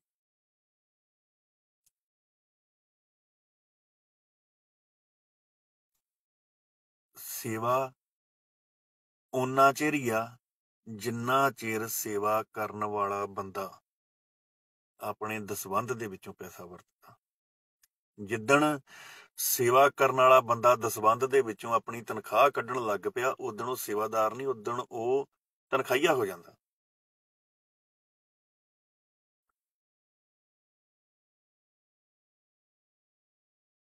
ਇਹ ਗੱਲ ਮੰਨੋ ਭਾਵੇਂ ਨਾ ਮੰਨੋ, ਫਿਰ ਉਹ ਸੇਵਾਦਾਰ ਨਹੀਂ ਰਹਿ ਜਾਂਦਾ, ਫਿਰ ਉਹ ਤਨਖਾਹੀਆ ਹੋ ਜਾਂਦਾ। ਵੀ ਜਿਹੜਾ ਆਪਣੇ ਪਰਿਵਾਰ ਦੀ ਰੋਜੀ ਰੋਟੀ ਚਲਾਉਣ ਵਾਸਤੇ ਕੌਮ ਦੇ ਦਸਵੰਧ ਦੇ ਵਿੱਚੋਂ ਪੈਸਾ ਲੈ ਰਿਹਾ ਤੇ ਅਗਲੇ ਬੰਨੇ ਪੈਸਾ ਪਹੁੰਚਾ ਰਿਹਾ, ਫਿਰ ਉਹ ਲਾਈਕ ਇੱਕ ਏਜੰਟ ਬਣ ਕੇ ਰਹਿ ਜਾਂਦਾ। ਤੇ ਅਸੀਂ ਏਜੰਟ ਨਹੀਂ ਕਦੀ ਬਣਾਂਗੇ, ਅਸੀਂ ਸੇਵਾਦਾਰੀ ਰਵਾਂਗੇ, ਸੇਵਾ ਹੀ ਕਰਾਂਗੇ ਤੇ ਆਪਣੇ ਦਸਵੰਧ ਦੇ ਵਿੱਚੋਂ ਕਰਾਂਗੇ। ਕਿਸੇ ਆਪਣੇ ਜੇ ਅਸੀਂ ਹੁਣ ਜਿਹੜੇ ਬੰਦੇ ਅਸੀਂ ਟੀਮ ਦੇ ਬੰਦੇ ਲਏ, ਅਸੀਂ ਉਹਨਾਂ ਦੇ ਕੋਲੋਂ ਉਹਨਾਂ ਨੂੰ ਨਾਲ ਲੈ ਕੇ ਹੀ ਚੱਲਾਂਗੇ। ਉਹਨਾਂ ਬੰਦਿਆਂ ਨੂੰ ਨਾਲ ਲੈ ਕੇ ਉਹਨਾਂ ਕਵਾਂਗੇ ਭਾਜੀ ਇੱਥੇ ਇਸ ਚੀਜ਼ ਦੀ ਲੋੜ ਆ, ਇੱਥੇ ਇਸ ਚੀਜ਼ ਦੀ ਲੋੜ ਆ, ਤੁਸੀਂ ਜਾਣਾ ਵਾ, ਤੁਸੀਂ ਇਹਨੂੰ ਕਰਨਾ ਵਾ। ਤੇ ਮੈਂ ਤੁਹਾਨੂੰ ਇੱਕ ਗੱਲ ਦੱਸਦਾ ਵੀ ਜਿੱਦਣ ਮੈਨੂੰ ਤੁਹਾਨੂੰ ਲੱਗੂਗਾ ਨਾ, ਜਿੱਦਣ ਮੈਂ ਦਫ਼ਤਰ ਖੋਲ ਕੇ ਆਲੀਸ਼ਾਨ ਬਹਿ ਗਿਆ ਵੀ ਹਾਂ ਵੀ ਲਿਆਓ ਵੀ ਸੰਗਤ ਮੈਨੂੰ ਪੈਸਾ ਦੇਵੇ ਤੇ ਮੈਂ ਅੱਗੇ ਪਹੁੰਚਾਉਣਾ ਵਾ, ਅੱਗੇ ਮੈਂ ਆਹ ਕੰਮ ਕਰਨ ਡਿਆ, ਅੱਗੇ ਆਹ ਮੈਂ ਕੰਮ ਕਰਨ ਡਿਆ। ਤੇ ਉਦਣ ਮੈਨੂੰ ਬੇਸ਼ੱਕ ਨਹੀਂ, ਜਿੱਥੇ ਮੈਂ ਮਿਲੂੰਗਾ ਅੱਜ, ਜਿੱਥੇ ਮੈਨੂੰ ਕਈ ਵੀਰ ਭਰਾ ਮਿਲਦੇ ਆ, ਮੈਨੂੰ ਹੱਸ ਕੇ ਬੁਲਾਉਂਦੇ ਆ, ਉੱਥੇ ਮੈਨੂੰ ਜੁੱਤੀਆਂ ਮਾਰਨ ਲੱਗ ਪਿਓ ਤੇ ਮੈਂ ਸੀ ਨਹੀਂ ਕਰੂੰਗਾ। ਜਿੱਦਣ ਮੈਂ ਦਫ਼ਤਰ ਬਣਾ ਕੇ ਬਹਿਣਾ, ਜਿੱਦਣ ਮੈਂ ਆਪਣੀ ਕਿਰਤ ਛੱਡ ਦਿੰਦਾ, ਉਦਣ ਮੈਨੂੰ ਤੁਹਾਨੂੰ ਦੱਸਣ ਦੀ ਲੋੜ ਨਹੀਂ ਵੀ ਮੈਂ ਕਰਪਟ ਹੋ ਗਿਆ। ਉਦਣ ਤੁਸੀਂ ਆਪੇ ਹਿਸਾਬ ਕਿਤਾਬ ਲਾ ਲਿਓ ਵੀ ਬਘੇਲਾ ਕਰਪਟ ਹੋ ਗਿਆ, ਮੈਂ ਕੰਮ ਛੱਡ ਦਊਂਗਾ, ਸੇਵਾ ਕਰਨੀ ਬੰਦ ਕਰ ਦਾਂਗੇ। ਜੇ ਲੋਕਾਂ ਨੂੰ ਨਾ ਚੰਗਾ ਲੱਗੂਗਾ ਸਾਡਾ ਕੰਮ ਜਾਂ ਕੁਝ ਵੀ ਆ, ਸੇਵਾ ਕਰਨੀ ਛੱਡ ਦਾਂਗੇ। ਆਪਣਾ ਥੋੜਾ ਬਹੁਤਾ 2-4 ਬੰਦੇ ਜਾਂ ਆਪਣੇ ਪਿੰਡ ਲਈ ਕਰੀ ਜਾਵਾਂਗੇ।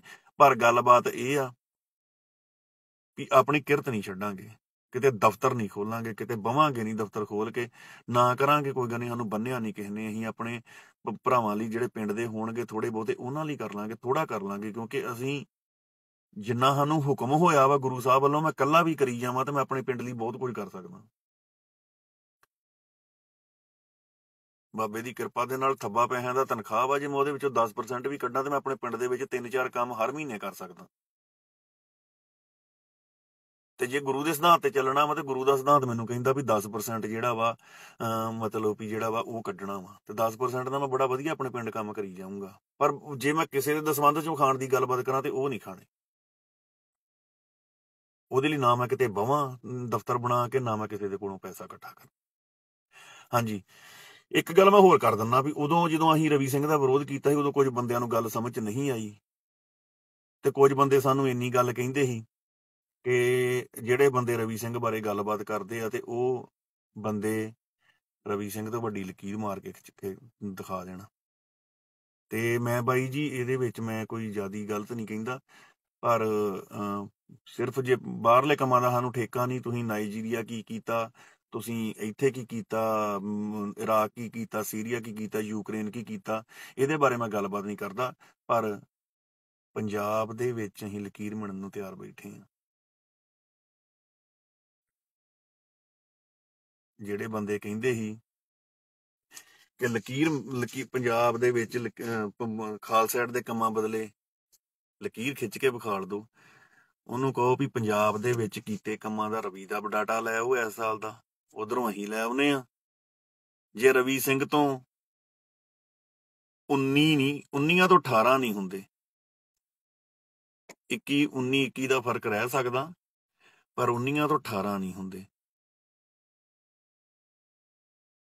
ਅਸੀਂ ਆਪਣੀ ਕਮਿਊਨਿਟੀ ਦੀ ਵੈਲੀਡੇਸ਼ਨ ਲੈਣੀ ਆ, ਸਾਨੂੰ ਹੋਰ ਕਿਸੇ ਕਮਿਊਨਿਟੀ ਦੀ ਵੈਲੀਡੇਸ਼ਨ ਨਹੀਂ ਚਾਹੀਦੀ। ਇੱਕ ਗੱਲ ਮੈਂ ਹੋਰ ਕਹਿ ਦਿੰਦਾ, ਕਿਸੇ ਬੰਦੇ ਦਾ ਪੈਸਾ ਲੱਗਾ ਹੋਵੇ, ਕਿਸੇ ਬੰਦੇ ਕੋਲ ਪੈਸਾ ਲਿਆ ਹੋਵੇ, ਉਹ ਬੰਦਾ ਮੈਨੂੰ ਦੱਸ ਸਕਦਾ ਵੀ ਹਾਂ ਵੀ ਮੇਰਾ ਪੈਸਾ ਜਿਹੜਾ ਵਾ ਗਲਤ ਜਗ੍ਹਾ ਤੇ ਲੱਗਾ, ਮੈਂ ਦਊਂਗਾ ਪੈਸਾ ਉਹਦਾ। ਜੇ ਕਿਸੇ ਵੀਰ ਦਾ, ਸਾਡੇ ਇੱਕ ਬੰਦਾ ਮਨਜੀਤ ਵਾ, ਉਹਦਾ 25,000 ਰੁਪਇਆ ਅਸੀਂ ਕਿਤੇ ਭੇਜਿਆ ਸੀ ਇੱਕ ਮਰੀਜ਼ ਦੇ ਇਲਾਜ ਵਾਸਤੇ, ਤੇ ਉਹ ਗਾੜੀ ਅੱਗੇ ਬੰਦੇ ਦਾ ਜਿਹੜਾ ਸੀ ਉਹਦੇ ਘਰ ਨੁਕਸਾਨ ਹੋ ਗਿਆ, ਤੇ ਉਹ ਬੰਦੇ ਨੇ ਉੱਥੇ ਪੈਸੇ ਵਰਤ ਲਏ। ਤੇ ਮੈਂ ਮਨਜੀਤ ਸਿੰਘ ਨੂੰ ਪੁੱਛਿਆ, ਮਨਜੀਤ ਸਿੰਘ ਤੂੰ ਮੇਰੇ ਕੋਲੋਂ 25,000 ਰੁਪਇਆ ਲੈ ਸਕਦਾ, ਕਿਉਂਕਿ ਉਹ ਬੰਦੇ ਦਾ ਨੁਕਸਾਨ ਹੋ ਗਿਆ, ਤੇਰੇ ਪੈਸੇ ਅੱਗੇ ਨਹੀਂ ਪਹੁੰਚੇ। ਜੇ ਕਿਸੇ ਦਾ ਲੱਖ, 2 ਲੱਖ, 5 ਲੱਖ, 10 ਲੱਖ ਰੁਪਇਆ ਮੇਰੀ ਵਜ੍ਹਾ ਕਰਕੇ ਗਲਤ ਥਾਂ ਦੇ ਉੱਤੇ ਲੱਗਾ ਹੋਵੇ, ਤੇ ਮੈਂ ਉਸ ਬੰਦੇ ਦਾ ਦੇਣਦਾਰ ਹੋਊਂਗਾ ਹਮੇਸ਼ਾ ਹੀ। ਮੈਨੂੰ ਲੋਹਾ ਕੁੱਟਣ ਵਾਲੇ ਬੰਦੇ ਨੂੰ ਪਰਮਾਤਮਾ ਨੇ ਇੱਥੋਂ ਤੱਕ ਪਹੁੰਚਾਇਆ, ਤੇ ਮੈਂ ਪਰਮਾਤਮਾ ਦੇ ਨਾਲ ਧੋਖਾ ਨਹੀਂ ਕਰ ਸਕਦਾ ਆਪਣੇ ਦੇ ਨਾਲ, ਕਿਉਂਕਿ ਉਹਨੇ ਜਿਹੜਾ ਮਾਣ ਤੇ ਜਿਹੜੀ ਜ਼ਿੰਦਗੀ ਬਖਸ਼ੀ ਆ ਨਾ, ਇਹ ਕਦੀ ਮਤਲਬ ਵੀ ਇੰਨੀ ਦੇਣ ਦਿੱਤਾ ਹੀ ਨਹੀਂ ਜਾ ਸਕਦਾ ਪਰਮਾਤਮਾ ਦਾ। ਜੇ ਕਿਸੇ ਆਉਣ ਵਾਲੇ ਸਮੇਂ ਦੇ ਵਿੱਚ ਵੀ ਜੇ ਕਿਸੇ ਵੀਰ ਦੇ ਪੈਸੇ ਗਲਤ ਜਗ੍ਹਾ ਤੇ ਲੱਗ ਜਾਣ, ਉਹ ਮੈਨੂੰ ਦੱਸ ਸਕਦਾ ਬਾਈ ਮੇਰੇ ਪੈਸੇ ਗਲਤ ਜਗ੍ਹਾ ਤੇ ਲੱਗੇ ਆ ਤੇ ਮੇਰੇ ਪੈਸੇ ਵਾਪਸ ਚਾਹੀਦੇ, ਮੈਂ ਦੇਣਦਾਰ ਹੋਊਂਗਾ ਆਪਣੀ ਜੇਬ ਦੇ ਵਿੱਚੋਂ। ਅਸੀਂ ਨਾ ਕਦੀ ਕਿਸੇ ਕੋ ਪੈਸਾ ਫੜਿਆ ਵਾ, ਨਾ ਕਦੀ ਕਿਸੇ ਨੂੰ ਕਿਹਾ। ਅਸੀਂ ਸਮਾਨ ਮਾ ਕਹਿੰਦੇ ਨੇ ਬਾਈ ਜੀ ਸਮਾਨ ਲੈਣਾ, ਫਲਾਨੀ ਦੁਕਾਨ ਦੇ ਉੱਤੇ ਪੈਸੇ ਪਹੁੰਚਾਉਣੇ, ਸਮਾਨ ਲੈ ਦਿਓ, ਗਰੀਬ ਬੰਦੇ ਦਾ ਘਰ ਆ ਜਾਂ ਲੋੜਵੰਦ ਦਾ ਘਰ ਆ, ਸਿੱਖ ਦਾ ਘਰ ਵਾ, ਇਦਾਂ ਕੰਮ ਕਰਦੇ ਆ। ਦੂਜੀ ਗੱਲਬਾਤ ਬਾਈ, ਆਪਣੀ ਕਮਿਊਨਿਟੀ ਲਈ ਜਿਹੜਾ ਕੰਮ ਕੀਤਾ ਵਾ, ਅਸੀਂ ਸਿੱਖਾਂ ਦੇ ਬਾਰੇ ਕੰਮ ਦੇ ਵਿੱਚ, ਪੰਜਾਬ ਦੇ ਵਿੱਚ ਸਿੱਖ ਕੌਮ ਦੇ ਬਾਰੇ ਕੰਮ ਕਰਨ ਦੇ ਲਈ ਲਕੀਰ ਮਿਣਨ ਨੂੰ ਤਿਆਰ ਵਾਂ। ਰਵੀ ਸਿੰਘ ਆਪਣਾ ਕੰਮ ਲੈ ਕੇ ਆ ਜੇ, ਅਸੀਂ ਆਪਣਾ ਕੰਮ ਲੈ ਕੇ ਆ ਜਾਂਦੇ ਹਾਂ। ਪਰ ਰਵੀ ਸਿੰਘ ਨੂੰ ਨਾਲ ਇਹ ਵੀ ਦੱਸਣਾ ਪਊਗਾ ਵੀ ਉਹਨੇ ਪਿਛਲੇ 9 ਮਹੀਨਿਆਂ ਦੇ ਵਿੱਚ ਆਪਣੇ ਇੰਪਲੋਏ ਨੂੰ ਤਨਖਾਹ ਕੀ ਦਿੱਤੀ ਆ।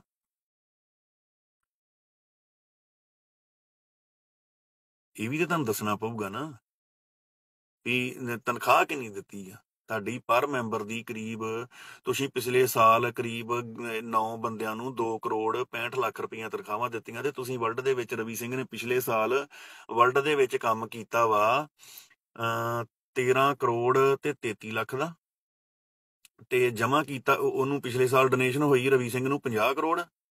ਉਹਨੇ ਕੰਮ ਕੀਤਾ ਵਾ ਰਵੀ ਸਿੰਘ ਨੇ 13 ਕਰੋੜ 33 ਲੱਖ ਦਾ। 13 ਕਰੋੜ 33 ਲੱਖ ਦੇ ਵਿੱਚੋਂ 2 ਕਰੋੜ 65 ਲੱਖ ਰੁਪਈਆ 9 ਇੰਪਲੋਏ ਦੀਆਂ ਉਹਦੀਆਂ ਜਿਹੜੀਆਂ ਉਹ ਤਨਖਾਹਾਂ ਵਿੱਚ 1 ਸਾਲ ਦੀਆਂ, ਯਾਨੀ ਕਿ ਪਰ ਬੰਦੇ ਨੂੰ 2 ਲੱਖ ਰੁਪਈਆ 1,94,000 ਦੇ ਕਰੀਬ ਤਨਖਾਹ।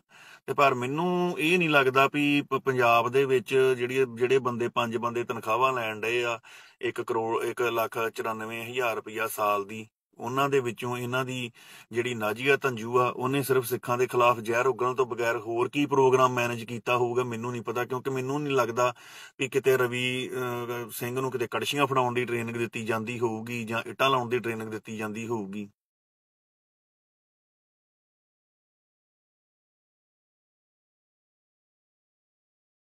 ਮੈਨੂੰ ਨਹੀਂ ਲੱਗਦਾ ਵੀ ਇਹ ਗੱਲਬਾਤ ਹੋਊਗੀ ਵੀ ਹਾਂ ਵੀ ਜਿਹੜੀਆਂ ਇੰਨੀਆਂ ਗੱਲਾਂ ਦਾ ਕਿਤੇ ਲੰਗਰ ਵਰਤਾਉਣ ਦੀ ਜਾਂ ਮਤਲਬ ਕਿਤੇ ਟ੍ਰੇਨਿੰਗ ਦਿੱਤੀ ਜਾਂਦੀ ਹੋਊਗੀ। 9 ਲੱਖ ਰੁਪਈਆ ਕਈ ਵਾਰੀ ਟ੍ਰੇਨਿੰਗ ਦਾ ਵੀ ਪਾ ਦਿੰਦਾ, ਉਹ ਵੀ ਟ੍ਰੇਨਿੰਗ ਦਿੱਤੀ ਗਈ ਆ, ਵਲੰਟੀਅਰ ਨੂੰ ਟ੍ਰੇਨਿੰਗ ਦਿੱਤੀ ਗਈ। ਮੈਨੂੰ ਨਹੀਂ ਪਤਾ ਵੀ ਲੰਗਰ ਵਰਤਾਉਣ ਦੀ ਵੀ ਟ੍ਰੇਨਿੰਗ ਦਿੰਦੀ ਦੀ ਆ। ਸਾਡੇ ਹਰੇਕ ਲੰਗਰ ਦੇ ਵਿੱਚ ਜਿਹੜੇ ਆ ਉਹ ਮਤਲਬ ਵੀ ਲੱਗੇ ਹੁੰਦੇ ਆ ਬੰਦੇ।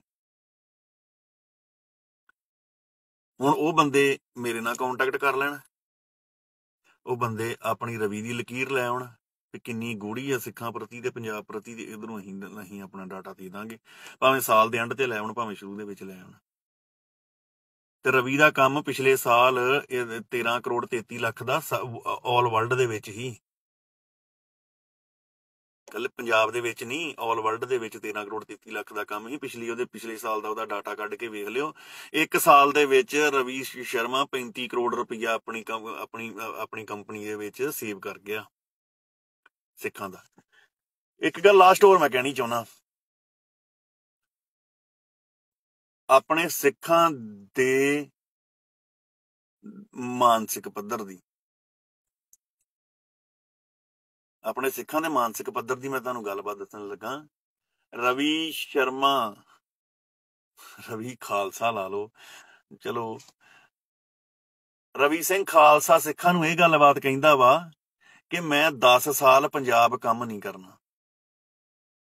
1999 ਦੇ ਵਿੱਚ ਜਿਹੜਾ ਵਾ ਉਹ ਸੰਸਥਾ ਬਣਦੀ ਆ, ਤੇ 2010 ਤੱਕ ਉਹ ਪੰਜਾਬ 'ਚ ਕੰਮ ਨਹੀਂ ਕਰਦੇ। ਇਹ ਪਹਿਲੀ ਸੰਸਥਾ ਵਾ ਤੇ ਪਹਿਲੇ ਸਾਡੇ ਡੋਨਰ ਵਾ ਜਿਨ੍ਹਾਂ ਨੂੰ ਇਹ ਦੱਸਿਆ ਜਾਂਦਾ ਵੀ ਅਸੀਂ 10 ਸਾਲ ਪੰਜਾਬ ਕੰਮ ਨਹੀਂ ਕਰਨਾ, ਤੇ ਸਾਡੇ ਸਿੱਖ ਆਪਣਾ ਦਸਵੰਧ ਫਿਰ ਵੀ ਉਹਨੂੰ ਦੇਈ ਜਾਂਦੇ ਆ। ਇੱਕ ਮਨੁੱਖਤਾ ਦੇ ਭਲੇ ਦੀ ਆੜ ਹੇਠ ਉਹਨਾਂ ਨੂੰ ਜਜ਼ਬਾਤੀ ਕਰਕੇ ਸਾਡੇ ਕੋਲੋਂ, ਸਾਡੀ ਸਿੱਖ ਕੌਮ ਦੇ ਕੋਲੋਂ ਬੰਦਾ 10 ਸਾਲ ਪੈਸੇ ਗਰਾਈ ਗਿਆ, ਇਹ ਦੱਸ ਕੇ ਵੀ ਮੈਂ 10 ਸਾਲ ਪੰਜਾਬ ਵੱਲ ਮੂੰਹ ਨਹੀਂ ਕਰਨਾ।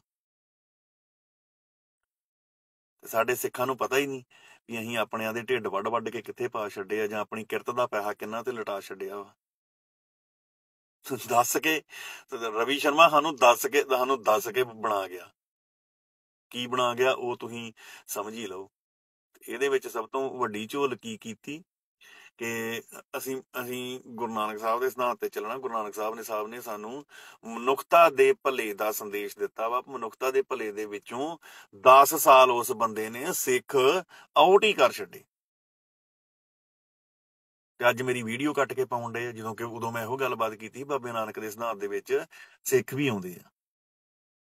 ਪਰ ਗੱਲਬਾਤ ਕੀ ਆ, ਸਾਡੇ ਸਿਰ ਤੇ ਵਾਲ ਹੈ ਨਹੀਂ, ਇਹ ਗੰਜਾ ਵਾ, ਬਗੇਲਾ ਏਦਾਂ ਵਾ, ਦਾੜੀ ਕੱਟਦਾ ਵਾ, ਵਾਲ ਕੱਟਦਾ ਵਾ, ਇਹ ਗੱਲ ਹੀ ਨਹੀਂ ਕਰ ਸਕਦਾ ਆਪਣੇ ਲੋਕਾਂ ਦੀ। ਇਹ ਅਧਿਕਾਰ ਨਹੀਂ ਹੈਗਾ ਮੈਨੂੰ। ਇਹ ਗੱਲ ਸਿਰਫ ਜਿਹੜਾ ਕਰ ਸਕਦਾ ਇਹ ਰਵੀ ਖਾਲਸਾ ਕਰ ਸਕਦਾ ਵਾ। ਸਿੱਖਾਂ ਦਾ ਪੈਸਾ ਲੈ ਕੇ 10 ਸਾਲ ਬਾਹਰਲੀਆਂ ਸਟੇਟਾਂ ਦੇ ਵਿੱਚ, ਬਾਹਰਲੀਆਂ ਕੰਟਰੀਆਂ ਦੇ ਵਿੱਚ ਤੁਰਿਆ ਫਿਰਦਾ ਵਾ, ਉਹ ਗੱਲ ਕਰ ਸਕਦਾ ਖਾਲਸੇ ਦੀ। ਸਿੱਖਾਂ ਦੀ ਗੱਲ ਸਿਰਫ ਬਾਦਲ ਕਰ ਸਕਦੇ ਆ, ਜਿਹੜੇ ਸ਼੍ਰੋਮਣੀ ਕਮੇਟੀ ਦਾ ਇੰਨਾ ਕਰੋੜਾਂ ਅਰਬਾਂ ਰੁਪਈਆਂ ਦਾ ਬਜਟ ਲੈ ਕੇ ਸਿੱਖਾਂ ਲਈ ਕੁਝ ਨਹੀਂ ਕਰ ਸਕਦੇ। ਸਿੱਖਾਂ ਦੀ ਗੱਲ ਸਿਰਫ ਉਹੀ ਕਰ ਸਕਦਾ ਵਾ ਜਿਹਨੇ ਗਾਤਰਾ ਪਾਇਆ ਵਾ। ਸਿੱਖਾਂ ਦੀ ਗੱਲਬਾਤ ਉਹੀ ਕਰ ਸਕਦਾ ਜਿਹਨੇ ਦਮਾਲਾ ਬੰਨਿਆ ਵਾ। ਇੱਕ ਕੋਨਾ ਮੋਨਾ ਬੰਦਾ ਸਿੱਖਾਂ ਦੀ ਗੱਲ ਨਹੀਂ ਕਰ ਸਕਦਾ। ਕਿਉਂ? ਕਿਉਂਕਿ ਉਹ ਪਤਤ ਆ। ਉਹਨੂੰ ਅਧਿਕਾਰ ਨਹੀਂ ਹੈਗਾ ਲੋਕਾਂ ਦੀ ਗੱਲ ਕਰਨ ਦਾ, ਪੰਜਾਬ ਦੇ ਲੋਕਾਂ ਦੀ ਗੱਲਬਾਤ ਕਰਨ ਦਾ, ਸਿੱਖਾਂ ਦੀ ਗੱਲਬਾਤ ਕਰਨ ਦਾ।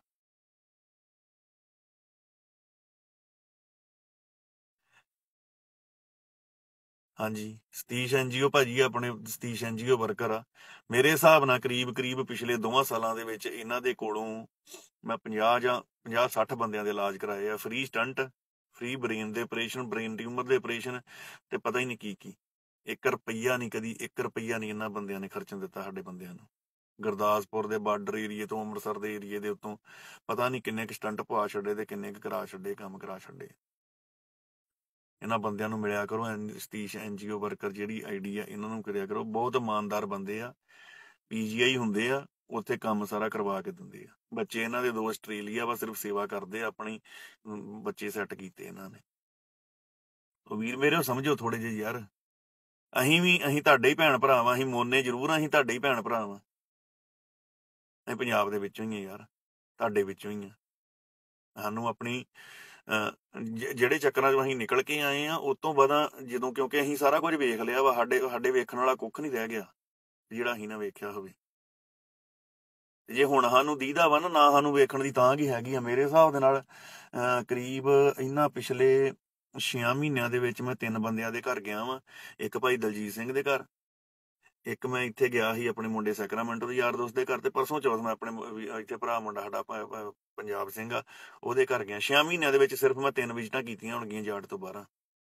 ਕੁਝ ਵੇਖਣ ਦੀ ਸਾਨੂੰ ਯਾਰ ਖਾਸ਼ ਨਹੀਂ ਰਹਿ ਗਈ, ਕਿਤੇ ਘੁੰਮਣ ਨਹੀਂ ਗਏ। ਇੱਥੇ ਤੱਕ ਮੈਂ ਕੱਲ ਜਾ ਕੇ ਇੱਥੇ ਮੈਂ ਇੱਥੋਂ ਬਾਜ਼ਾਰ ਚੈੱਕ ਕੀਤਾ ਮਾੜਾ ਜਿਹਾ, ਉਦਾਂ ਹੀ ਟਰੱਕ ਦੇ ਉੱਤੋਂ,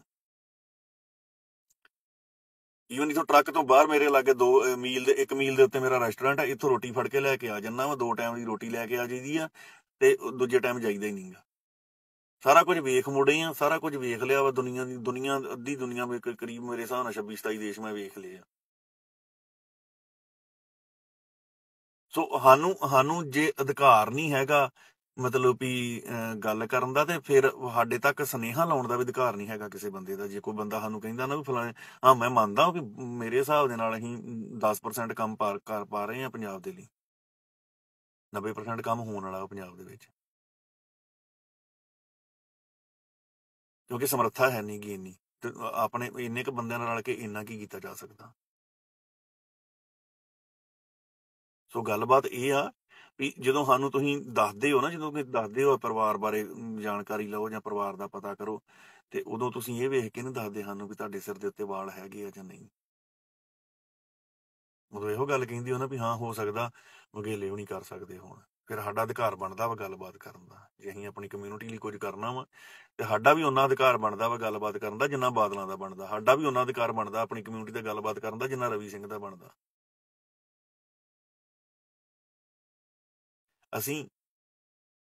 ਸਾਨੂੰ ਵੱਖ ਨਾ ਕਰੋ ਯਾਰ ਆਪਣੇ ਨਾਲ, ਕੋਨੇ ਮੋਨੇ ਆ। ਮੇਰੇ ਨਾਲ ਜਿੰਨੇ ਮੁੰਡੇ ਜੁੜੇ ਆ, ਲਗਭਗ ਵਿੱਚੋਂ 12-13 ਮੁੰਡੇ ਸਰਦਾਰ ਵਾ, ਗਿਆਨੀ ਆ, ਬਾਕੀ ਜਿਹੜੇ ਆ 26-27 ਜਣੇ ਆ ਉਹ ਸਾਰੇ ਮੋਨੇ ਹੀ ਆ।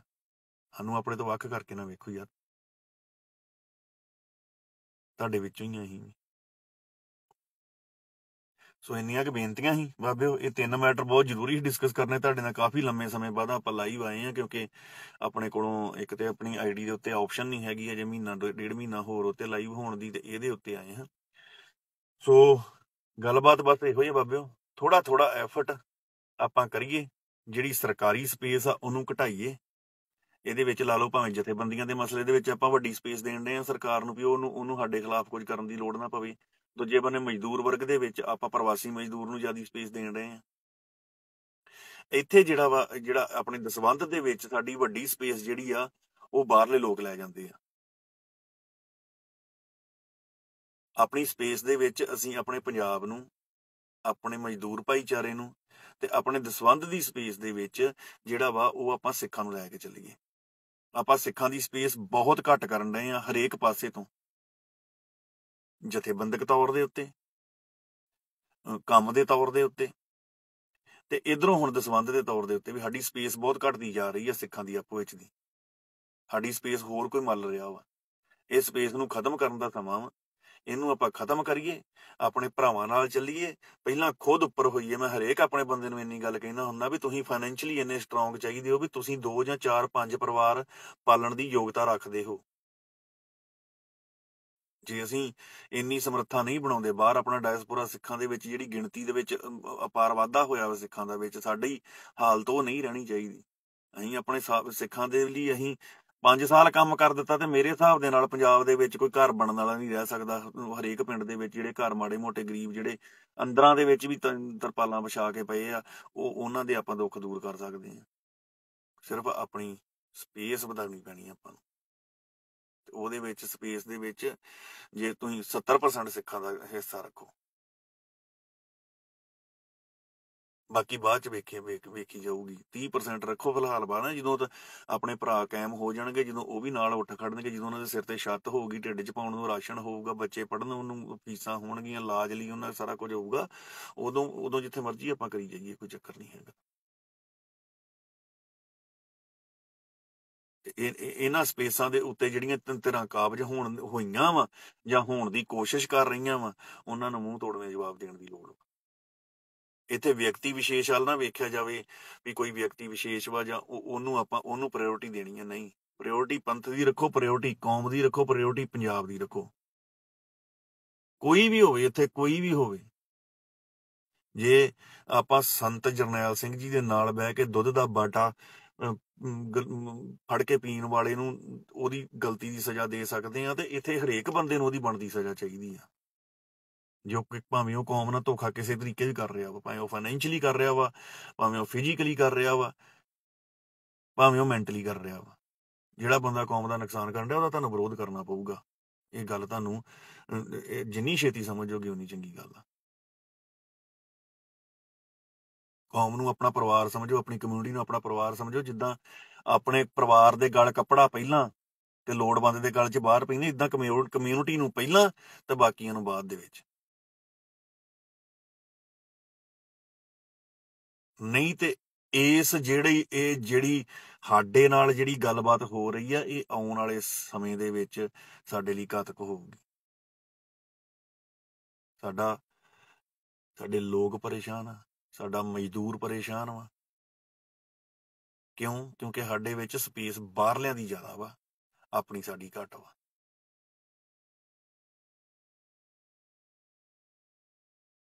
ਤਗੜੇ ਹੋਵੋ, ਮਿਹਨਤ ਕਰੋ, ਕਿਰਤ ਕਰੋ, ਆਪਣੇ ਭਰਾਵਾਂ ਦੀ ਜਿਹੜੀ ਪਿੰਡ ਦੇ ਵਿੱਚ ਲੋੜਵੰਦ ਆ ਉਹਦੀ ਬਾਂਹ ਫੜੋ। ਜ਼ਿਆਦਾ ਕੋਈ ਐਫਰਟ ਕਰਨ ਦੀ ਲੋੜ ਨਹੀਂ ਹੈਗੀ। ਇੱਕ ਬੰਦਾ ਸਿਰਫ 20 ਘੰਟੇ ਇੱਕ ਪਰਿਵਾਰ ਲਈ ਕੱਢੀ ਜਾਵੇ ਸਾਲ ਦੇ, ਤੇ ਮੈਂ ਤੁਹਾਨੂੰ ਇੰਨੀ ਗੱਲ ਦੱਸਦਾ ਵੀ ਪਿੰਡ ਦੇ ਵਿੱਚ 5-6 ਘਰ ਹੀ ਹੁੰਦੇ ਲੋੜਵੰਦ। ਜੇ ਤੁਹਾਡੇ ਪਿੰਡ ਦੇ ਵਿੱਚੋਂ 5-6 ਬੰਦੇ 20 ਘੰਟੇ ਆਪਣੇ ਪਿੰਡ ਦੀ ਕੰਮ ਕਰ ਦਿੰਦੇ ਆ, ਤੇ ਬਾਬਾ ਉਹ ਪਰਿਵਾਰ ਭੁੱਖਾ ਨਹੀਂ ਮਰਦਾ। ਜੇ ਹੁੰਦਾ ਵਾ, ਉਹਨਾਂ ਨੂੰ ਕੋਈ ਰੁਜ਼ਗਾਰ ਰੰਭ ਕੇ ਦਿਓ, ਥੋੜਾ ਬਹੁਤਾ ਛੋਟਾ ਮੋਟਾ ਕਰ ਦਿਓ। ਉਹਨਾਂ ਦੀ ਧੀ ਬੱਚੀ ਆ ਕੋਈ, ਉਹਨਾਂ ਦੇ ਘਰ ਦੇ ਵਿੱਚ ਔਰਤ ਵਾ ਜਿਹੜੀ ਸਿਲਾਈ ਸਿੱਖ ਸਕਦੀ, ਸਿਲਾਈ ਸਿਖਾ ਕੇ ਕੀ ਲੈ ਕੇ ਦੇਣਾ ਯਾਰ? 10,000 ਰੁਪਏ ਦੀ, 15,000 ਰੁਪਏ ਦੀ ਮਸ਼ੀਨ ਲਿਆਣ ਕੇ ਦਿਓ ਉਹਨੂੰ ਕਹੋ ਭੈਣ ਥੋੜਾ ਬਹੁਤਾ ਤੂੰ ਕਰ, ਜੋ ਲੋੜ ਪਊਗੀ ਕਰ ਲਈ। ਜੇ ਹੋਰ ਕੋਈ ਕੰਮ ਕਰ ਸਕਦਾ ਵਾ, ਕਿਸੇ ਨੂੰ ਵੈਲਡਿੰਗ ਦਾ ਕੰਮ ਸਿਖਾਉਣ ਦੀ ਉਹਦੀ ਹੈਲਪ ਕਰੋ, ਉਹਨੂੰ ਕਰਵਾ ਦਿਓ, ਕਿਤੇ ਕੋਰਸ ਕਰਵਾ ਦਿਓ, ਉਹਦਾ ਛੋਟਾ ਮੋਟਾ 30-40-50,000 'ਚ ਕੰਮ ਸ਼ੁਰੂ ਹੋ ਜਾਂਦਾ। ਆਪਣਾ ਰੋਟੀ ਪਾਣੀ ਸਾਰਾ ਕੁਝ ਤਬਈਏ ਕਰੀ ਜਾਣ ਡੇ। ਬਾਕੀ ਯੂਥ ਦੇ ਅੱਗੇ ਬੇਨਤੀ ਹੈ ਬਾਬਿਓ, ਜਿੱਦਾਂ ਹੁਣ ਮੈਂ ਪਿਛਲੇ ਸਮਿਆਂ ਦੇ ਵਿੱਚ ਵੇਖਿਆ ਵਾ, ਮੈਂ 2 ਗੱਲਾਂ ਕਰਕੇ ਖਤਮ ਕਰੀਏ। ਮੈਂ ਪਿਛਲੇ ਦਿਨਾਂ ਦੇ ਵਿੱਚ ਕੁਝ ਮੈਂ ਵੇਖਿਆ ਵਾ ਵੀ ਆਪਣੇ ਸਿੱਖ ਪਰਿਵਾਰ ਜਾਂ ਮੁੰਡੇ ਬੜੇ ਪੜ੍ਹੇ ਲਿਖੇ, ਜਿੱਦਾਂ ਮਤਲਬ ਵੀ ਹੁਣ ਫੂਡ ਇੰਜੈਕਸ਼ਨ ਖੋਲੇ ਆ ਉਹਨਾਂ ਨੇ ਜਾਂ ਲੱਗੇ ਆ ਕੰਮ ਕਰਨ ਛੋਟਾ ਮੋਟਾ। ਸ਼ਰਮ ਨਾ ਕਰੋ ਬਾਈ ਜੀ। ਇੱਥੇ ਆਣ ਕੇ ਵੀ ਜਿਵੇਂ ਸਟੋਰਾਂ ਤੇ ਕੰਮ ਕਰਦੇ ਆ, ਟਾਇਲਟਾਂ ਵੀ ਸਾਫ਼ ਕਰੀਦੀਆਂ, ਸਾਰਾ ਕੁਝ ਹੀ ਕਰੀਦਾ। ਇੱਥੇ ਅਸੀਂ ਕਰਦੇ, ਪੰਜਾਬ ਨਹੀਂ ਕੁਝ ਕਰਦੇ। ਲੱਖਾਂ ਰੁਪਈਏ ਬਈਏ ਬਣਾਉਣ ਡਏ ਆ ਤੁਹਾਡੇ ਤੇ ਗੋਲ ਗੱਪਿਆਂ ਤੋਂ ਸਾਰਾ ਕੁਝ। ਕੋਈ ਗੰਦ ਖਵਾਲੀ ਜਾਂਦੇ ਆ, ਕੋਈ ਬਿਸਕੁਟ ਬਣਾਉਣ ਡਿਆ ਵਾ, ਉਹ ਗੰਦ ਖਵਾਲੀ ਜਾਂਦਾ। ਸਾਡੇ ਭਰਾਵਾਂ ਨੇ ਦੂਜੇ ਨੇ ਆਪਣੇ ਨੇ ਕੀਤਾ, ਬੀਰੋਕੇ ਨੇ ਵੀ ਇੱਕ ਕੰਮ ਸ਼ੁਰੂ ਕੀਤਾ ਬਿਸਕੁਟਾਂ ਦਾ। ਏਦਾਂ ਦੇ ਛੋਟੇ ਮੋਟੇ ਰੁਜ਼ਗਾਰਾਂ ਵੱਲ ਧਿਆਨ ਦਿਓ ਮੇਰੇ ਵੀਰ। ਕੋਈ ਫਰਕ ਨਹੀਂ ਪੈਂਦਾ ਯਾਰ, ਕਿਰਤ ਦਾ ਕੋਈ ਲਾਮਾ ਨਹੀਂ ਜੇ, ਕੰਮ ਕੋਈ ਵੱਡਾ ਨਿੱਕਾ ਨਹੀਂ ਜੇ। ਮੈਂ ਤੁਹਾਨੂੰ ਇੱਕ ਗੱਲ ਕਹਿੰਦਾ ਵੀ ਬਾਬਿਓ, ਆ ਰੌ ਦਾ ਵੇਲਣਾ ਲਾ ਲਓ, ਜੇ ਸ਼ਾਮਾਂ ਨੂੰ ਕਿਤੇ 700-800 ਰੁਪਈਆ ਬਚਾਏ ਤੋਂ ਬਗੈਰ ਉੱਠ ਜਾਓਗੇ ਤਾਂ ਆਖਿਓ। ਤਗੜੇ ਹੋਵੋ ਯਾਰ, ਕੁਝ ਨਹੀਂ ਹੋਇਆ ਆਪਾਂ ਨੂੰ। ਅਸੀਂ ਮਿਹਨਤ ਕਸ਼ ਲੋਕ ਹਾਂ, ਸਾਰਾ ਕੁਝ। ਖੇਤੀ ਵੀ ਕਰਨੀ, ਆਪਣੀ ਘਰ ਦੀ ਖੇਤੀ ਵੀ ਕਰਨੀ, ਮਜ਼ਦੂਰੀ ਹੈ ਇੱਕ। ਸਿਰਫ ਇਹੋ ਹੀ ਆ ਵੀ ਅਸੀਂ ਆਪਣੀ ਮਜ਼ਦੂਰੀ ਆਪਣੇ ਲਈ ਕਰਨੀ ਆ। ਸੋ ਇਹ ਜਿਹੜਾ ਸਪੇਸ ਮੱਲੀ ਆ ਨਾ ਵੱਡੀ ਆ ਛੋਟੇ ਬਿਜ਼ਨਸਾਂ ਦੇ ਵਿੱਚ, ਇਹਦੇ ਵਿੱਚ ਆਪਣੀ ਜਗ੍ਹਾ ਬਣਾਓ, ਇਹ ਸਪੇਸ ਨੂੰ ਕਵਰ ਕਰੋ ਆਪਣੀ ਨੂੰ। ਇੱਕ ਤੁਹਾਡੇ ਲਾਗੇ ਭਈਏ ਦੀ ਜਿਹੜੀ ਲੱਗੀ ਆ, ਗੋਲ ਗੱਪਿਆਂ ਦੀ ਲਾਗੇ ਸਰਦਾਰ ਦੀ ਲੱਗੀ ਆ, ਸਾਰਿਆਂ ਨੇ ਸਰਦਾਰ ਕੋਲ ਹੀ ਆਉਣਾ ਵਾ। ਸਾਫ ਸੁਥਰੀ ਚੀਜ਼ ਦਿਓ ਲੋਕਾਂ ਨੂੰ। ਜੇ ਸ਼ਾਮਾਂ ਨੂੰ 1000 ਰੁਪਏ ਤੋਂ ਘੱਟ ਉੱਠ ਜਾਓਗੇ ਤਾਂ ਕਿ ਸਾਰਾ ਕੁਝ ਮਿਲ ਜਾਣਾ, ਸੁੱਖ ਸਹੂਲਤਾਂ ਸਾਰਾ ਕੁਝ ਮਿਲ ਜਾਣਾ। ਸੋ ਮੇਰੇ ਵੀਰ ਹਰੇਕ ਪਾਸਿਓਂ ਕਵਰ ਕਰੋ, ਸਪੇਸ ਆਪਣੀ ਬਣਾਓ ਯਾਰ, ਕੰਮ ਕਰੋ। ਜੇ ਕੋ ਬਾਹਰ ਆਇਆ ਜਾਂਦਾ ਬਾਹਰ ਆਣ ਕੇ ਕੰਮ ਕਰੋ, ਹੋਰ ਇੱਕ ਦੀ ਬਾਂਹ ਫੜੇ, ਛੋਟੇ ਬਿਜ਼ਨਸਾਂ ਦਾ ਕੰਮ ਕਰੋ। ਮੈਂ ਤੁਹਾਨੂੰ ਇੱਕ ਗੱਲ ਦੱਸਦਾ ਵਾਂ ਹੋਰ ਛੋਟੀ ਜਿਹੀ, ਬਸ ਇੱਕ ਗੱਲ ਕਰਕੇ ਖਤਮ ਕਰਨ ਲੱਗਿਆ। ਸਾਡਾ ਇੱਕ ਦੋਸਤ ਵਾ ਇੱਥੇ ਮੁੰਡਾ, ਇੱਕ ਉਹਦਾ ਨਾਂ ਦਸਵੰਧ ਵੀ ਕੱਢਦਾ ਵਾ ਅੱਜ ਕੱਲ੍ਹ ਸਾਡੀ ਟੀਮ ਦੇ ਵਿੱਚੋਂ। ਮਨੀਲਾ ਮੁੰਡਾ ਫਾਈਨੈਂਸ ਦਾ ਕੰਮ ਕਰਦਾ। ਕਰੋਨਾ ਦੇ ਵਿੱਚ ਇੰਡੀਆ ਚਲ ਗਿਆ ਤੇ ਕਰੋਨਾ ਜਾ ਕੇ ਇੰਡੀਆ ਦੇ ਵਿੱਚ ਫਸ ਗਿਆ। ਕਰੋਨਾ ਦੇ ਵਿੱਚ ਇੰਡੀਆ ਜਾ ਕੇ ਫਸ ਗਿਆ ਤੇ ਉੱਥੇ ਉਹਨੇ ਇਦਾਂ ਕੀਤਾ ਵੀ ਉਹ ਜਿੰਨੇ ਕੁ ਚਿਰ ਉੱਥੇ ਹੈਗਾ ਸੀ ਉਹਨੇ 40,000 ਰੁਪਏ ਦਾ ਸੈਟਅਪ ਲਾ ਕੇ ਤੇ ਇੱਕ ਆਪਣੇ ਪਿੰਡ ਦੇ ਬਾਹਰ ਹੀ ਰੋਡ ਵਗਦਾ ਸੀ ਤੇ ਉਹ ਰੋਡ ਦੇ ਉੱਤੇ ਜੂਸ ਦੀ ਦੁਕਾਨ ਲਾਈ ਸੀ। ਮੈਂ ਤੁਹਾਨੂੰ ਆਖੋ ਤੇ ਫੋਟੋਆਂ ਮੰਗਵਾ ਕੇ ਮੈਂ ਪੋਸਟ ਕਰ ਦੂੰਗਾ। ਉਹਨੇ ਜੂਸ ਦੀ ਦੁਕਾਨ ਲਾ ਲਈ, ਨਾਲ ਥੋੜਾ ਜਿਹਾ ਫਰੂਟ ਰੱਖ ਲਿਆ ਤੇ ਲੋਕੀ ਉਹਨੂੰ ਮਖੌਲ ਕਰਨ ਵੀ ਲੈ ਫਾਈਨੈਂਸਰ, ਮਨੀਲਾ ਦਾ ਫਾਈਨੈਂਸਰ ਤੇ ਆਣ ਕੇ ਤੇ ਮਤਲਬ ਵੀ ਜਿਹੜਾ ਵਾ ਉਹ ਫਰੂਟ ਵਾਲੀ ਰੇਹੜੀ ਲਾ ਕੇ ਬਹਿ ਗਿਆ। ਉਹ ਬੰਦਾ ਆਂਦਾ ਵੀ ਜਿਹੜਾ ਮੈਂ ਮਨੀਲਾ ਫਾਈਨੈਂਸਰ, ਮੈਂ ਕਦੇ ਗੱਡੀਆਂ ਫਾਈਨੈਂਸ ਨਹੀਂ ਕਰਨ ਡਿਆ। ਉੱਥੇ ਵੀ ਇਹੋ ਹੀ ਕੰਮ ਕਰਦੇ ਆ ਵੀ ਰੇਹੜੀਆਂ ਵਾਲੇ ਨੂੰ ਫਾਈਨੈਂਸ ਕਰ ਦਿੱਤਾ ਜਾਂ ਛੋਟੇ ਬਿਜ਼ਨਸ ਵਾਲਿਆਂ ਨੂੰ ਫਾਈਨੈਂਸ ਕਰਦਾ ਤੇ ਉਹਨਾਂ ਕੋਲ ਡੇਲੀ ਕਲੈਕਸ਼ਨ ਕਰ ਲਈ। ਉਹ ਕਹਿੰਦਾ ਵੀ ਮੈਂ ਉੱਥੇ ਵੀ ਫਰੂਟ ਵਾਲਿਆਂ ਰੇਹੜੀਆਂ ਵਾਲਿਆਂ ਦੇ ਕੋਲੋਂ ਹੀ ਕਲੈਕਸ਼ਨ ਕਰਦਾ ਵਾਂ, ਉੱਥੇ ਵੀ ਮੇਰਾ ਕੋਈ ਏਡਾ ਬਿਜ਼ਨਸ ਨਹੀਂ ਹੈਗਾ ਵੀ ਮੈਂ ਵੱਡੇ ਵੱਡੇ ਟਰੱਕ ਫਾਈਨੈਂਸ ਕਰਨ ਡਿਆ ਜਾਂ ਕੁਝ ਕਰਨ ਡਿਆ। ਤੇ ਮੇਰਾ ਕੰਮ ਬਾਹਰ ਵੀ ਉਹੀ। ਤੇ ਉਹ ਮੁੰਡਾ ਕਰੀਬ 5 ਕੇ 6 ਮਹੀਨੇ ਇੰਡੀਆ ਰਿਹਾ, 40,000 ਦਾ ਸੈਟਅਪ ਲਾ ਕੇ ਉਹ ਇੰਨੀ ਗੱਲ ਕਹਿੰਦਾ 30,000 ਰੁਪਇਆ ਮੈਂ ਕਮਾਉਂਦਾ ਰਿਹਾ, ਮਹੀਨੇ 'ਚ ਮੇਰੇ ਪੈਸੇ ਪੂਰੇ ਹੋ ਗਏ। ਮੁੜ ਕੇ ਅੱਧੇ ਰੇਟ ਦੇ ਉੱਤੇ ਕਿਸੇ ਹੋਰ ਬੰਦੇ ਨੂੰ ਉਹ ਅੱਡਾ ਦੇ ਕੇ ਆਇਆ ਉੱਥੇ। ਸੋ ਮੇਰੇ ਵੀਰ ਇਹ ਗੱਲ ਆ ਵੀ ਅਸੀਂ ਆਪਣੇ ਭਰਾਵਾਂ ਨੂੰ ਕੁਝ ਖਵਾਉਣਾ ਪਿਆਉਣਾ ਵਾ ਜਾਂ ਆਪਣਾ ਕੋਈ ਬਿਜ਼ਨਸ ਕਰਨਾ ਤੇ ਉਹ ਕੋਈ ਮਾੜੀ ਗੱਲ ਨਹੀਂ ਹੈਗੀ। ਛੋਟੇ ਮੋਟੇ ਬਿਜ਼ਨਸਾਂ ਤੇ ਆਪਾਂ ਕੰਟਰੋਲ ਕਰੀਏ ਤੇ ਆਪਣੇ ਪਰਿਵਾਰ ਪਾਲੀਏ। ਫੋਕੀ ਹਉਮੈ, ਫੋਕੀ ਚੌਧਰ ਜੱਟ ਜਿਹੜਾ ਜੱਟ ਪੁਣਾ ਵਾ ਉਹ ਦਿਮਾਗ ਦੇ ਵਿੱਚੋਂ ਕੱਢੀਏ। ਮੇਰੇ ਹਿਸਾਬ ਨਾਲ ਅੱਧਾ ਕਿੱਲਾ ਕਿਤੇ 84 ਦਾ ਲਾਇਆ ਹੋਵੇ ਨਾ ਕਮਾਦ ਦਾ, 85 ਦਾ ਸੌਰੀ, ਤੇ ਮੇਰੇ ਹਿਸਾਬ ਦੇ ਨਾਲ ਅੱਧੇ ਕਿੱਲੇ ਦੇ ਵਿੱਚ ਸਾਲ ਦੇ ਵਿੱਚ ਬਾਕੀ ਫਸਲ ਜਿਹੜੀ ਆ ਤੁਹਾਡੀ ਸਾਰੀ ਬਚ ਜਾਣੀ ਹੈ। ਜੇ ਤੁਸੀਂ ਰੋਹ ਦੀ ਲਾਈ ਹੋਵੇ, ਸਿਆਲ ਹੋਵੇ ਗਰਮੀਆਂ ਹੋਵੇ, ਰੋਹ ਲੋਕੀ ਪੀ ਜਾਂਦੇ। ਮਸ਼ੀਨ ਲਾਓ ਰੋਹ ਵਾਲੀ, ਤੁਹਾਨੂੰ ਠੰਡੀ ਰੋਹ ਹੋਵੇ, ਤੁਹਾਨੂੰ ਬਰਫ਼ ਘੱਟ ਵਰਤੋ। ਇੰਨੀ ਕੀ ਆਪਸ਼ਨ ਦੇ ਦਿਓ, ਬਈ ਅੱਧੀ ਬਰਫ਼ ਪਾ ਦਿੰਦੇ। ਮੈਂ ਨਾ ਇੰਨੀ ਕੀ ਆਪਸ਼ਨ ਦੇ ਦਿਓ, ਤੁਸੀਂ ਸ਼ਾਮਾਂ ਨੂੰ 1000-1500 ਰੁਪਇਆ ਜੇਬ 'ਚ ਪਾ ਕੇ ਉੱਠੋਗੇ ਅੱਜ। ਠੀਕ ਆ ਨਾ ਜੀ? ਤੇ ਆਪਾਂ ਕਰੀਏ ਇਹ ਕੰਮ ਯਾਰ, ਸਪੇਸ ਕਵਰ ਕਰੀਏ ਥੋੜੀ ਜਿਹੀ ਵੀਰ ਮੇਰੇ। ਬਾਕੀ ਚਲੋ ਹੁਣ ਆਗਿਆ ਦਿਓ ਬਾਬਿਓ, ਤੁਰੀਏ ਲੋਡ ਲੈ ਕੇ ਆਪਾਂ ਵੀ ਹੌਲੀ ਹੌਲੀ। ਤੇ ਬਾਕੀ ਵੀਰ ਮੇਰੇ ਇੱਕ ਗੱਲਬਾਤ ਆ ਵੀ ਆਪਣੀ ਕੋਸ਼ਿਸ਼ ਕਰੋ, ਕਲੱਬ ਹਾਊਸ ਐਪ ਆ ਇੱਕ ਜਾਂ ਟਵਿੱਟਰ ਸਪੇਸ ਵਾ, ਉਹਦੇ ਵਿੱਚ ਆਪਣੀ ਸਾਹਮਣੇ ਗੱਲਬਾਤ ਕਰਨ ਦੀ ਕੋਸ਼ਿਸ਼ ਕਰਿਆ ਕਰੀਏ। ਕਮੈਂਟਾਂ ਦੇ ਵਿੱਚ ਗਾਲ ਮੰਦਾ ਇੱਕ ਦੂਜੇ ਨੂੰ ਨਾ ਕਰਿਆ ਕਰੀਏ ਆਪਾਂ। ਤੇ ਜਿਹੜੀ ਗੱਲਬਾਤ ਆ ਉਹ ਆਪਾਂ ਉੱਥੇ ਬੜੀ ਵਧੀਆ ਗੱਲਬਾਤ ਹੁੰਦੀ, ਜਿੱਦਾਂ ਸਾਹਮਣੇ ਫੋਨ ਦੇ ਉੱਤੇ ਹੁੰਦੀ ਹੈ ਇਦਾਂ ਗੱਲਬਾਤ ਹੁੰਦੀ, ਨਾਲੇ ਉੱਥੇ ਪਤਾ ਲੱਗ ਜਾਂਦਾ ਸਾਰਾ। ਤੇ ਬਾਕੀ ਹੁਣ ਤੁਹਾਨੂੰ ਪਤਾ ਲੱਗ ਹੀ ਗਿਆ ਵਾ ਇੱਕ ਗੱਲ ਦਾ ਹੋਰ ਵੀ ਭਾਊ ਪਠਾਨ ਮਾਜਰੇ ਹੋਣਾ ਨੇ ਆਪਣਾ ਨਾਂ FIR ਦੇ ਵਿੱਚ ਪਾ ਦਿੱਤਾ ਵਾ। ਤੇ ਸ਼ਰੇਆਮ ਬਗੇਲੇ ਵਰਗੇ ਸ਼ਰੀਫ ਬੰਦੇ ਨਾਲ ਧੱਕਾ ਕਰਨਾ ਗਲਤ ਗੱਲ ਆ। ਪਠਾਨ ਮਾਜਰਾ ਜੀ, ਮੈਂ ਤੁਹਾਡੀ ਵੀਡੀਓ ਵਾਇਰਲ ਹੋਣ ਦੇ ਖਿਲਾਫ ਹੀ, ਮੈਂ ਇੰਨੀ ਗੱਲ ਕਲੱਬ ਹਾਊਸ ਦੇ ਵਿੱਚ ਵੀ ਕਹੀ ਆ ਵੀ ਜਿਹੜੀ ਤੁਹਾਡੀ ਮਤਲਬ ਵੀ ਵੀਡੀਓ ਵਾਇਰਲ ਹੋਈ ਆ ਉਹ ਨਹੀਂ ਹੋਣੀ ਚਾਹੀਦੀ। ਪਰ ਤੁਸੀਂ ਫਿਰ ਵੀ ਜਿਹੜਾ ਵਾ ਮੇਰਾ ਨਾਂ ਜਿਹੜਾ FIR ਦੇ ਵਿੱਚ ਪਾਤਾ ਵੀ ਬਘੇਲ ਸਿੰਘ ਦਾ ਇੰਸਟਾਗ੍ਰਾਮ ਅਕਾਊਂਟ। ਪਰ ਅਸੀਂ ਇੱਕੋ ਗੱਲ ਕਹਿੰਦੇ ਆ ਕਿ ਇੰਸਟਾਗ੍ਰਾਮ ਅਕਾਊਂਟ ਮੈਂ ਚਲਾਉਂਦਾ ਨਹੀਂ, ਉਹਦੇ ਉੱਤੇ ਮੇਰੀ ਕੋਈ ਪੋਸਟ ਨਹੀਂ, ਕੁਝ ਨਹੀਂ ਹੁੰਦਾ। ਤੁਸੀਂ ਬਘੇਲੇ ਨਾਲ ਭਲੇ ਮਾਨਸ ਬੰਦੇ ਦੇ ਨਾਲ ਮਤਲਬ ਧੱਕਾ ਕੀਤਾ ਵਾ, ਤੁਹਾਨੂੰ ਏਦਾਂ ਨਹੀਂ ਕਰਨੀ ਚਾਹੀਦੀ। ਤੇ ਇਹ ਧੱਕਾ ਵਾ ਤੁਹਾਡਾ ਨਜਾਇਜ਼। ਮੈਂ ਕਦੀ ਨਹੀਂ ਚਾਹੁੰਦਾ ਵੀ ਤੁਹਾਡੀ ਵੀਡੀਓ ਵਾਇਰਲ ਹੁੰਦੀ। ਮੈਂ ਇਸ ਗੱਲ ਨੂੰ ਨਕਾਰਿਆ ਵੀ ਆ ਤੇ ਨਾ ਮੈਂ ਕੁਝ ਪਾਇਆ ਹੀ ਆ ਤੁਹਾਡੇ ਖਿਲਾਫ। ਬਾਕੀ ਤੁਸੀਂ ਉਦਾਂ ਜੇ ਤੁਸੀਂ ਮਤਲਬ ਵੀ ਹੁਣ ਕਰ ਹੀ ਦਿੱਤੀ ਹੈ ਮੇਰੀ ਰਿਪੋਰਟ ਤੇ ਪਾ ਹੀ ਦਿੱਤਾ FIR ਦਾ, ਤੇ ਫਿਰ ਪੱਟ ਲਓ ਜਿਹੜਾ ਬ੍ਰਹਮਪੁਰਾ ਪਟਣਾ। ਪਰ ਕੀਤਾ ਤੁਸੀਂ ਵੈਸੇ ਧੱਕਾ ਗਰੀਬ ਬੰਦੇ ਨਾਲ। ਸੋ ਇੰਨੀਆਂ ਵੀ ਗੱਲਾਂ ਕਰਨੀਆਂ ਸੀ ਬਾਬਿਓ। ਚੜ੍ਹਦੀ ਕਲਾ, ਬਾਕੀ ਸਭ ਤੰਦਰੁਸਤ ਰਹੋ ਮੇਰੇ ਭਰਾ। ਤੇ ਆਪਣੇ ਭਰਾਵਾਂ ਦੀ ਗੱਲਬਾਤ ਜਿਹੜੀ ਆ ਉਹਨਾਂ ਨੂੰ ਇਕੱਠੇ ਕਰਨ ਲਈ ਆਪਾਂ ਇੱਕ ਫਿਰ ਉਪਰਾਲਾ ਹੱਲਾ ਮਾਰਿਆ ਵਾ। ਤੇ ਆਪਾਂ ਕੋਸ਼ਿਸ਼ ਕਰਾਂਗੇ ਵੀ ਇਹਨਾਂ ਨੂੰ ਇੱਕ ਕਰ ਸਕੀਏ। ਇਹ ਆਪੋ ਆਪਣਾ ਕੰਮ ਕਰਨ, ਇੱਕ ਦੂਜੇ ਦੇ ਰਾਹ ਦੇ ਵਿੱਚ ਨਾ ਆਉਣ, ਨਾ ਇੱਕ ਦੂਜੇ ਨੂੰ ਟਾਰਗੇਟ ਕਰਨ, ਤੇ ਨਾ ਇੱਕ ਦੂਜੇ ਦੀ ਗੱਲ ਕੱਟਣ। ਦੋਵੇਂ ਤਿੰਨੇ ਚੌਵੇਂ ਪੰਜੇ ਤਰ੍ਹਾਂ ਜਿੰਨੀਆਂ ਵੀ ਬਣਦੀਆਂ ਵਾ ਪੰਜਾਬ ਦੇ ਵਿੱਚ, ਵੱਧ ਤੋਂ ਵੱਧ ਜਿਹੜਾ ਲੋਕਾਂ ਦੇ ਵਿੱਚ ਵਿਚਰੋ, ਲੋਕਾਂ ਦੀਆਂ ਮੁਸ਼ਕਲਾਂ ਸੁਣੋ, ਉਹਨਾਂ ਮੁਸ਼ਕਲਾਂ ਨੂੰ ਹੱਲ ਕਰਨ ਦੀ ਗੱਲਬਾਤ ਸੋਚੀਏ ਆਪਾਂ। ਵਾਹਿਗੁਰੂ ਜੀ ਕਾ ਖਾਲਸਾ, ਵਾਹਿਗੁਰੂ ਜੀ ਕੀ ਫਤਿਹ ਬਾਬੇ।